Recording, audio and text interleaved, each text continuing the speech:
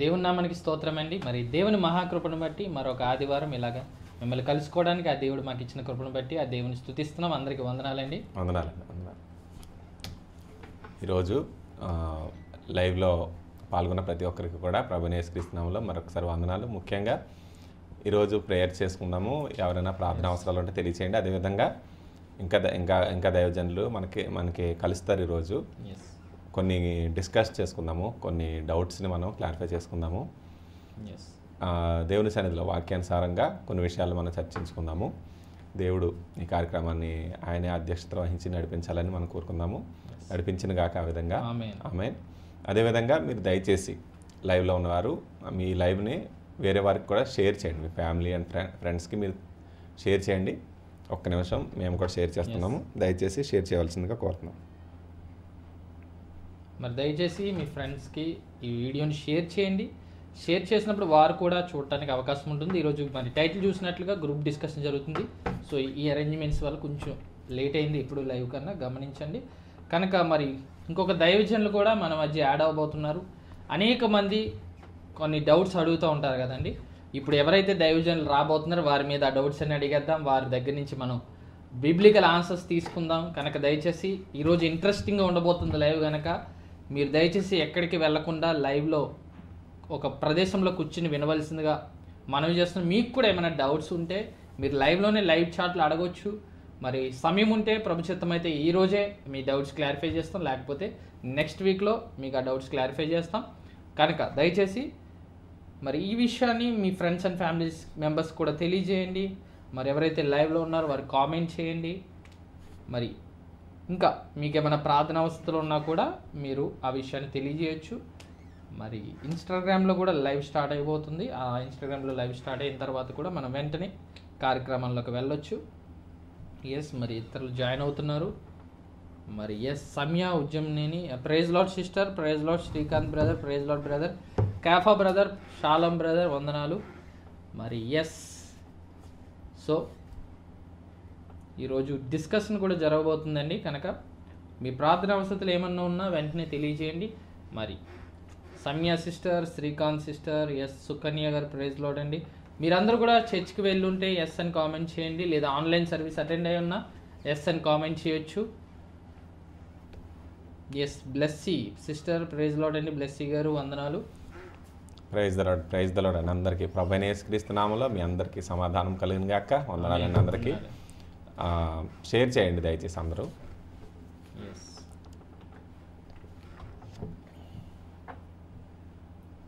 Okay, చిన్న prayer చేసుకుని కార్యక్రమంలోకి ముందుకు వెళ్దాము. ఓకే, ప్రేయర్ చేసుకుందాం. స్తోత్రం తండ్రి, మహాగణుడ, మహోన్నతుడా, సర్వోన్నతుడా, సర్వాధికారి, మీ ఘనమైన నామమునకు లెక్కలేని స్తుతులు స్తోత్రం చెల్లించుకుంటున్నాం తండ్రి. మీ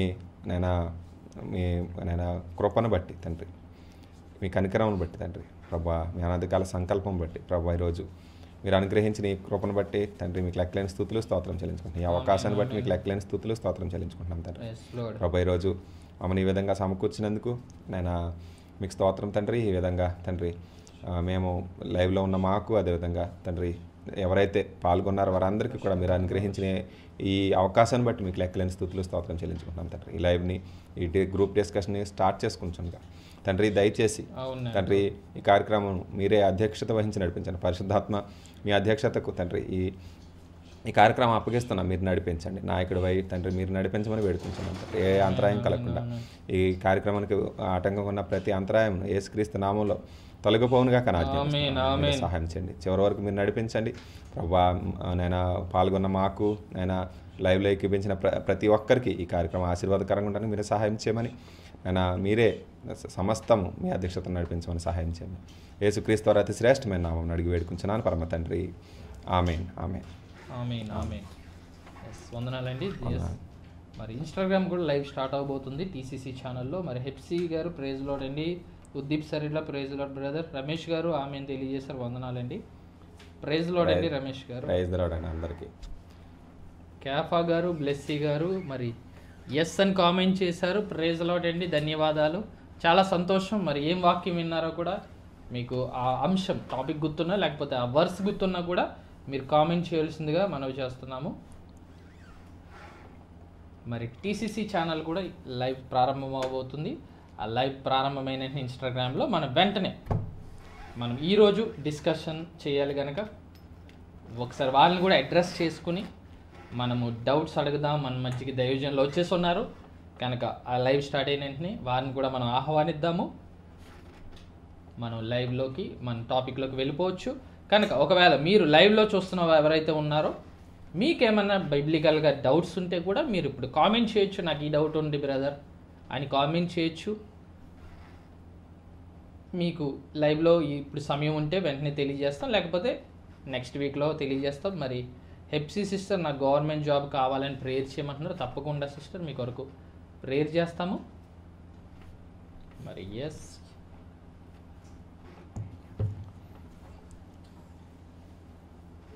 అండి. మరి ప్రేయర్ చేద్దాం.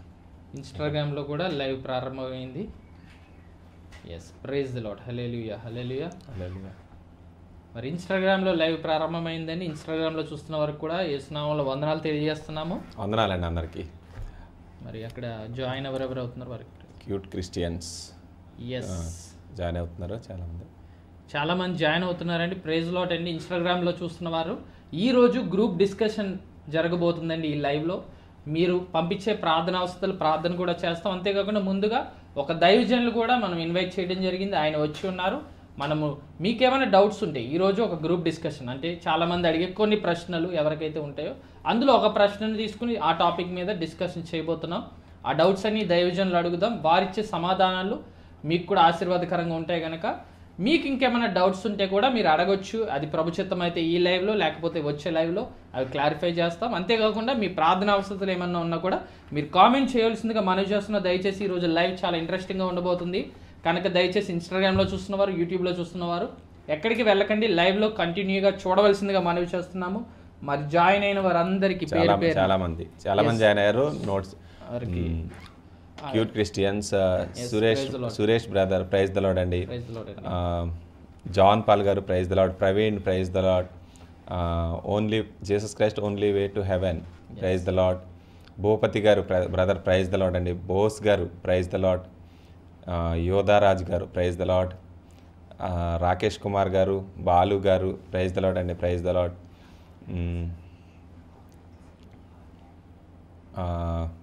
Vijay Sen Jesus praise the lord అండి. సతీష్ కుమార్ గారు praise the lord. Soumya sister praise the lord అండి. ప్రతాప్ గారు, Tarak Pratap praise the lord అండి. కృపా గారు ప్రైజ్ ద లార్డ్ అండి. చిన్ను కాల్స్ మీ కిన్ను గారు ప్రైజ్ ద లార్డ్. పెద్దిరాజ్ గారు ప్రైజ్ ద లార్డ్. జోసెఫ్ గారు ప్రైజ్ ద లార్డ్ అండి. చిన్నా గారు, ప్రియా గారు, ఎస్తేర్ రాణి గారు, జాకబ్ గారు బ్రదర్స్ మీ అందరికీ కూడా ప్రభువైన యేసుక్రీస్తు నామములో వందనాలు తెలియజేస్తున్నామండి. ఫణి గారు, కరుణ గారు, అలాగే కిరణ్ గారు praise the lord. Mister black lover praise the lord అండి. ప్రభు గారు ప్రైజ్ ద లార్డ్. స్వప్న గారు ప్రైజ్ ద లార్డ్ అండి. అలాగే సుజిత సిస్టర్ సుజిత గారు, అలాగే ఇంకా జాయిన్ అయిన వారికి రాజేష్ గారికి, రాజు బోయస్ గారికి, రవళి సిస్టర్ రవళి గారికి, రమేష్ గారికి, Phani Raramshetti Ramesh praise the lord అండి. ఇంకా చాలామంది జాయిన్ అవుతున్నారు. అందరికీ కూడా జాయిన్ అయిన ప్రతి ఒక్కరికి ప్రభువైన యేసుక్రీస్తు నామములో వందనాలు తెలియజేస్తున్నామండి. వందనాలండి. ఈరోజు డిస్కస్ చేసుకోబోతున్నాము, గ్రూప్ డిస్కషన్ చేసుకోబోతున్నాము వాక్యానుసారంగా. దయచేసి లైవ్లో ఉన్నవారు ఎవరు కూడా వెళ్ళిపోవద్దు. ఇన్స్టాగ్రామ్లో ప్రత్యేకంగా ప్రేయర్ చేద్దాము. ప్రేయర్ రిక్వెస్ట్ ఉంటే తెలియచేయండి. అదేవిధంగా మీకు బిబ్లికల్ డౌట్స్ కానీ లేకపోతే ఏమైనా ఉంటే తెలియచేయండి. డిస్కస్ చేసుకుందాం కొన్ని టాపిక్స్ని ఈరోజు. ఇంకా చాలామంది జాయిన్ అవుతున్నారు. ప్రభుదాస్ గారు, కుమార్ గారు, ఇన్నోసెంట్ గర్ల్ గారు, సంతోష్ శాంతి, ప్రభుదాస్ గారు, బిలేవర్, ఆర్కెవర్, achiever. Okay, praise the lord. Santosh గారు ప్రైజ్ ద లార్డ్. ప్రభు గారు, దేవు, కిషోర్ గారు, నరసింహ గారు, ఇంకా ప్రేమ గారు, రాజు గారు, బ్రదర్ రాజు గారు ప్రైజ్ ద లార్డ్ అండి. Praise the lord. Nikhil brother praise the lord అండి. కుమార్ గారు, లోహి గారు ప్రైజ్ ద లార్డ్ అండి, గెడ్డం నరసింహ గారు praise the lord, Tirupati Prabhakar praise the lord అండి, అలాగే Santhu praise the lord, Prem Shastri గారు ప్రైజ్ ద లార్డ్ అండి, సునీల్ కుమార్ గారు ప్రైజ్ ద లార్డ్, సోను గారు ప్రైజ్ ద లార్డ్, అలాగే స్వప్న గారు ప్రైజ్ ద లార్డ్. ఇంకా జాయిన్ అయిన ఇంకా చాలామంది జాయిన్ అవుతున్నారు. ప్రైజ్ ద లార్డ్ అండి, ప్రైజ్ ద లార్డ్. కల్పన గారు praise the lord, Anil Kumar గారు, brother Sanjay praise the lord, Varun గారు ప్రైజ్ ద లార్డ్ అండి. అందరికీ కూడా ప్రభు అయిన యేసుక్రీస్తు నామములో మరొక్కసారి మీ అందరికీ వందనాలు తెలియజేస్తున్నామండి జాయిన్ అయిన వారికి. ఓకే, ఎస్ అండి. ప్రేమ్ గారు మీ కొరకు ప్రార్థన చేస్తాం. మరి డిస్కషన్ అయిన తర్వాత మీరు ఎవరైతే ప్రార్థన అవసరాలు పంపించున్నారో ఆ ప్రార్థన అవసరాలను నోట్ చేసుకుంటాం, మీ కొరకు తప్పకుండా ప్రార్థన చేస్తామండి. మరి ఈరోజు చర్చ్కి వెళ్ళి ఉంటే ఎస్ అని కామెంట్ చేయండి. ఆన్లైన్ సర్వీస్ అటెండ్ ఎస్ అని కామెంట్ చేయండి. మరి ఏం వాక్యం విన్నారో కూడా ఆ వర్స్ కానీ ఆ టాపిక్ కానీ కామెంట్ చేయండి. మరి యూట్యూబ్లో కిషన్ గారు శామ్స్ 81:16 వాక్యం విన్నాను తెలియజేశారు. అలాగే బ్లెస్సీ గారు వాక్యమును పట్టుకుని ఉండుట ఎలాగో ఈరోజు వాక్యం ద్వారా నేర్చుకున్నామని తెలియజేశారు. దేవుని స్తోత్రం అండి. సుశీల గారు ప్రైజ్ లార్డ్ తెలియజేశారు. సుధాకర్ గారు ప్రైజ్ లార్డ్ అండి. ప్రైజ్ ద లార్డ్ అందరికీ కూడా జాయిన్ అయిన ప్రతి ఒక్కరికి కూడా ప్రభువైన యేసుక్రీస్తు నామములో వందనాలు. మీ అందరికీ సమాధానం కలిగిన గాక, దేవుడు మిమ్మల్ని అందరినీ దీవించిన గాక. లైవ్లో ఉండండి దయచేసి. అలాగే ఈ లైవ్ని మీ ఫ్రెండ్స్ అండ్ ఫ్యామిలీ మెంబర్స్కి షేర్ చేయాల్సిందిగా కోరుచున్నాము. ఈరోజు డిస్కషన్ కాబట్టి మనం స్టార్ట్ చేసుకుందాము, టాపిక్లోకి వెళ్దాం. మరి దయచేసి ఈ లైవ్లో కంప్లీట్గా ఉండవలసింది మనం చేస్తున్నాం. మీకు ఏమైనా డౌట్స్ ఉన్నా కూడా అడగండి. మరి ప్రేమ్ శాస్త్రి గారు మీ కొరకు కూడా ప్రార్థన చేస్తామండి. మరి నిఖిల్ బ్రదర్, మరి లాస్ట్ వీక్ మీరు రాలేదనుకుంటే ఇన్స్టాగ్రామ్లో ఈ వారం జాయిన్ అయినందుకు వందనాలండి. మీ కొరకు ప్రేయర్ చేస్తున్నాము. మరి మీరు సిఏ కోర్స్ చదువుతున్నారు, మాకు గుర్తుంది. మీ కొరకు ప్రార్థన చేస్తున్నాం. దయచేసి ప్రతి వారం కూడా లైవ్లోకి రావాల్సిందిగా మనవి చేస్తున్నాం. వందనాలండి. మరి ఈరోజు మన మధ్యకి పాస్టర్ డేవిడ్ గారు ఉన్నారు. మరి వారిని ప్రేమపూర్వకంగా ఆహ్వానిద్దాము. మరి పాస్టర్ డేవిడ్ గారిని మన ప్రేమపూర్వకంగా ఆహ్వానిద్దామండి. మరి డేవిడ్ గారు మా మనవిని ఆలకించి మమ్మల్ని ప్రేమించి ఈ లైవ్లోకి వచ్చినందుకు ప్రత్యేకమైన వందనాలండి పాస్టర్ గారు. చాలా సంతోషం అండి. మరి బ్రదర్స్ లైవ్ రెడీగా ఉంటే మనం ఓకే అండి. ఎస్, వందనాలండి పాస్టర్ గారు, చాలా సంతోషం. మరి డేవిడ్ గారు పాల్కొల్ గ్రామంలో సేవ చేస్తున్నారు. మరి అనేక సంఘాలు స్థాపించిన ఒక గొప్ప దైవజనులు. వారు మన మధ్య ఉండటం ఎంతో సంతోషకరము.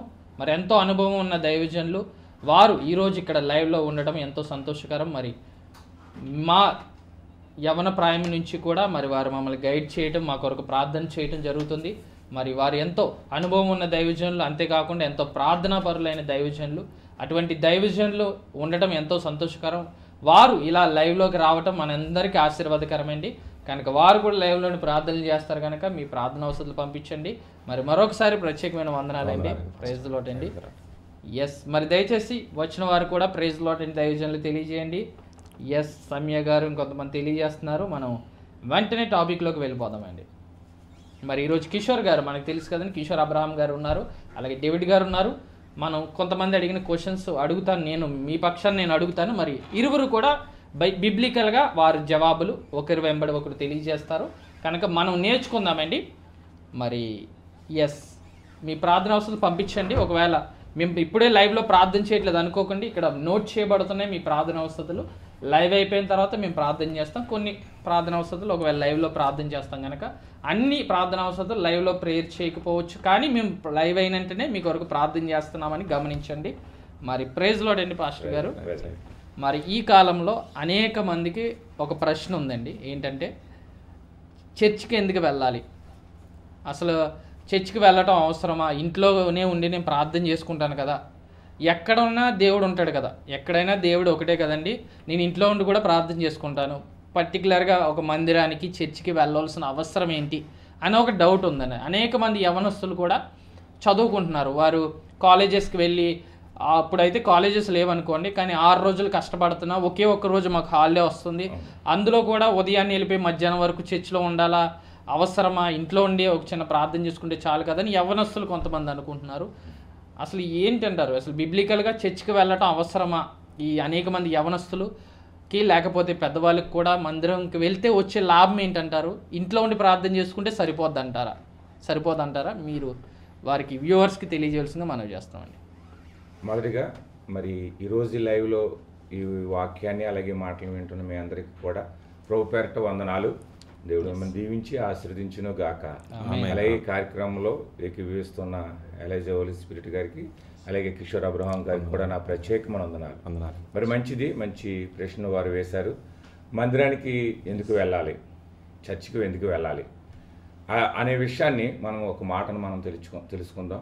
మొట్టమొదట మందిరం వేరండి, సంఘం వేరండి. మందిరం 4 గోడలతో కట్టబడిన ఒక బిల్డింగ్. సంఘం పరిశుద్ధుల సమూహంగా కూడినది సంఘం.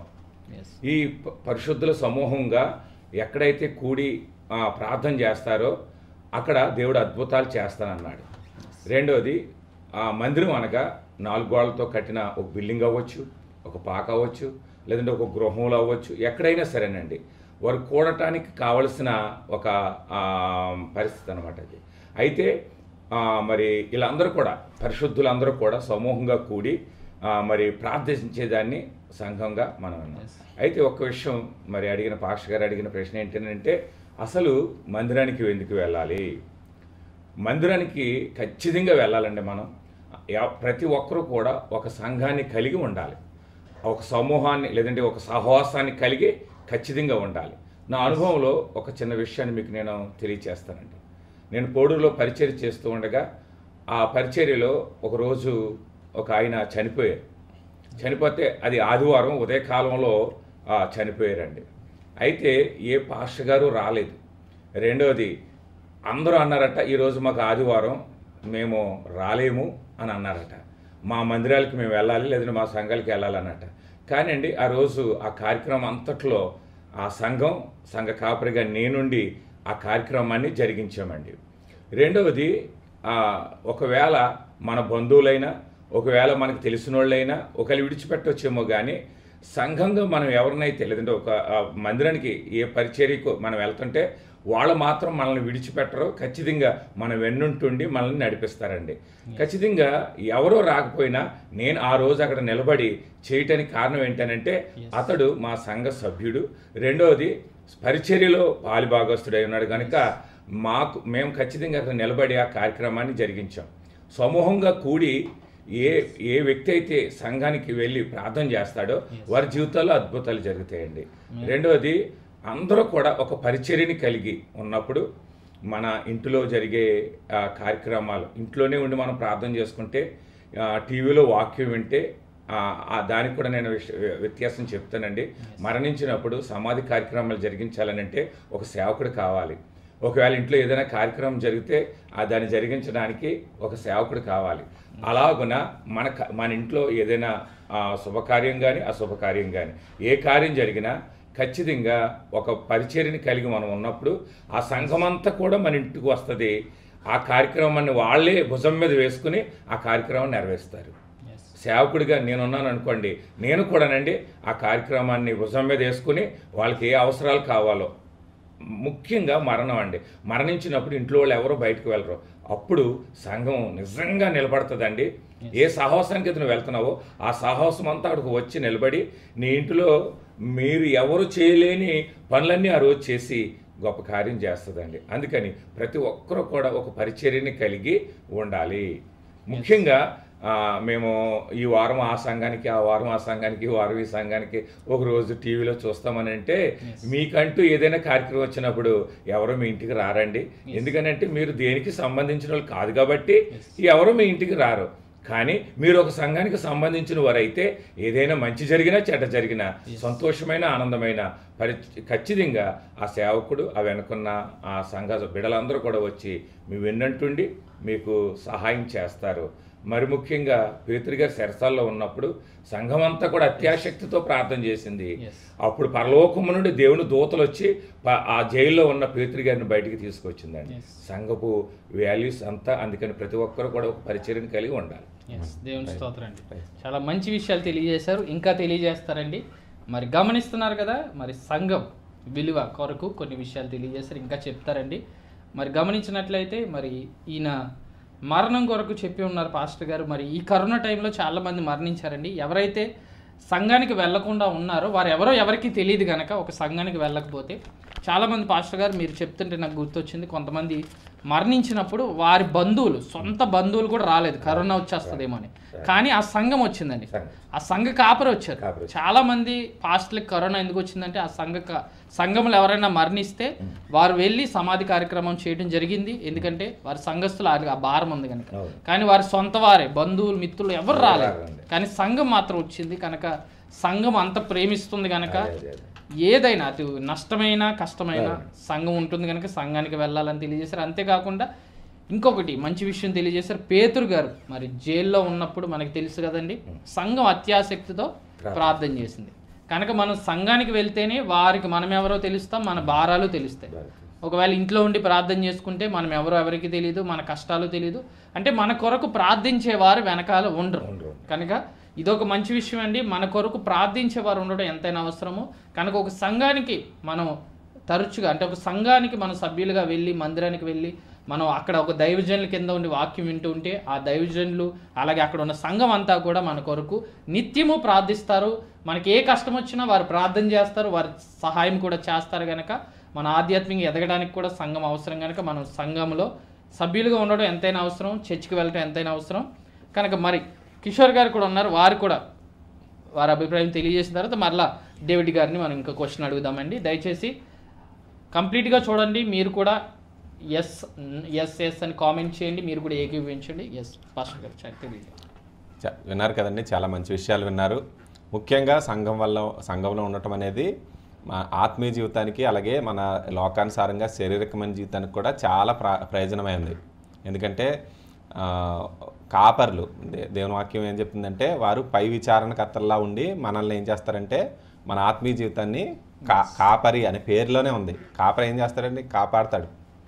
కాబట్టి మనము ఒక కాపరి కింద ఒక సంఘానికి చెంది ఉండాలి. చెదిరిపోయిన గొర్రె చెదిరిపోయింది అనుకోండి, ఏమవుద్ది, అడవిలో చెదిరిపోయినప్పుడు ఆ గొర్రె మీద క్రూర మృగాలు దాడి చేస్తాయి, అది వెంటనే చనిపోతుంది. కొన్ని రోజులు మాత్రమే, 2-3 రోజులు బ్రతుకుంటుంది, ఏదో ఒక జంతువుకు దొరుకుతుంది, చనిపోద్ది. అదేవిధంగా ఎప్పుడైతే కాపరి కంట్రోల్లో ఒక సమూహానికి చెందుతుంది ఆ గొర్రె, కాపరి అతను ఏం చేస్తాడంటే మంచి కాపరి తన గొర్రెల కోసం ప్రాణము పెట్టును, యేసు ప్రభు చెప్పారు, ప్రాణం పెడతాడంట గొర్రె కోసం. అంటే ఏంటంటే మనం చూస్తాం వాక్యంలో దావీదు అవ్వచ్చు, వారు ప్రాణాలకు తెగించి ఆ గొర్రెల్ని కాపాడినట్టు మనం చూస్తాం. అంటే ఏంటంటే అపవాది శోధనలు వచ్చినప్పుడు వారి ప్రాణాన్ని అడ్డుపెట్టి మన కోసము ప్రార్థనలో అవ్వచ్చు, లేకపోతే శోధనలో మన కోసము పోరాడతారన్నమాట. మన తరపున పోరాడి మనల్ని కాపాడతారు. ఒకటి. రెండవదిగా సహవాసం మనుషులకు చాలా అవసరము. కాపరి ఉండటము ఈ లోకంలో కూడా. ఇప్పుడు ఈ వాలంటీర్స్ ఉన్నారు కదండి, గవర్నమెంట్ వారు ఏం చేస్తున్నారు, మనకి గవర్నమెంట్ నుంచి రావాల్సిన ప్రతి పథకాన్ని మనకు అందుతుందో లేదో చూస్తున్నారు. మనం ఏ వార్డుకి చెందలేదు అనుకోండి, ఏ గవర్నమెంట్లో మన లిస్ట్ ఎక్కడో తెలియదు అనుకో, మన ఆధార్ కార్డు ఉంది కానీ మనకి అసలు మనకు గవర్నమెంట్ బెనిఫిట్స్ వస్తున్నాయో లేదో ఎవరు మనల్ని పట్టించుకుంటారు. గవర్నమెంట్ ఏం చేసింది, 50 మందికి ఒక వాలంటీర్ పెట్టింది. ఆ వాలంటీర్ పని ఏంటంటే పై విచారణకర్త చూస్తూ ఉంటారు. వాళ్ళు ఏం చేస్తారంటే వీళ్ళకి పథకాలు అందుతున్నాయా లేదా, వారికి బెనిఫిట్స్ అందుతున్నాయా లేదా చూసుకుంటూ ఉంటారు. వారు పై విచారణకర్తల ప్రతిరోజు మన ఇంటికి వస్తారు, వారు బాధ్యతగా చేస్తూ ఉంటారు. అలాగా ఆత్మీయ లోకం కూడా ఎలా ఉందంటే మన మీద పై విచారణకర్తలా ఉండి కాపరి ఏం చేస్తూ ఉంటారంటే మనకి పరలోకం నుంచి రావాల్సిన బెనిఫిట్స్ అన్నీ, ఆశీర్వాదం, మనం ఆర్థిక ఇబ్బంది పడుతున్నాం అనుకోండి, మనం ఆశీర్వాదం పొందాలి. ఎందుకంటే యేసుక్రీస్తు ప్రభువారు ఆయన దరిద్రుడు అయ్యారు మన కోసం, శ్రీమంతుడు అయ్యండు. మరి ఆశీర్వాదం ఎక్కడి నుంచి వస్తుందంటే మన తరపున ఆ విషయం మనకు తెలియజేయాలి, మన తరపున ప్రార్థన చేయాలి. వాక్యం కూడా చెప్తుంది, ఎవరైనా బలహీనంగా ఉంటే పెద్దలు పిలవాలి, వారు మీకోసం ప్రార్థన చేస్తారు, నూనె రాసి, అప్పుడు మీరు స్వస్థత పొందుతారు. బలహీనంగా ఉన్న పాస్టర్ గారు చెప్పినట్టుగా ఏదైనా మనకి విషాదకరమైన సంఘటన జరిగిన ఆ సంఘం అనేది ఏం చేస్తుందంటే మన తరపున నిలబడుతుంది అన్నమాట. ఒక 4 మనుషులు, ఒక 4 అంటూ మనకు ఉండాలి అని అంటారు లోకంలో. అది ఆత్మీయ జీవితానికి కూడా కొంతవరకు వర్తిస్తుంది. మన తరపున కొంతమంది ఉండాలి. అన్నిటికంటే ప్రాముఖ్యమైనది సహవాసం విషయంలో దేవుని వాక్యంలో ఒక మాట చూద్దాము. ప్రసంగి గ్రంథంలో మనము 4వ అధ్యాయంలో చూసామనుకోండి, మనము 9వ వచనం నుంచి చదివనుకోండి, నేను చదువుతున్నానండి. ఇద్దరు కష్టము చేత ఉభయాలకు మంచి ఫలము కలుగును గనక ఒంటిగాడై ఉండుట కంటే ఇద్దరు కూడి ఉండుట మేలు.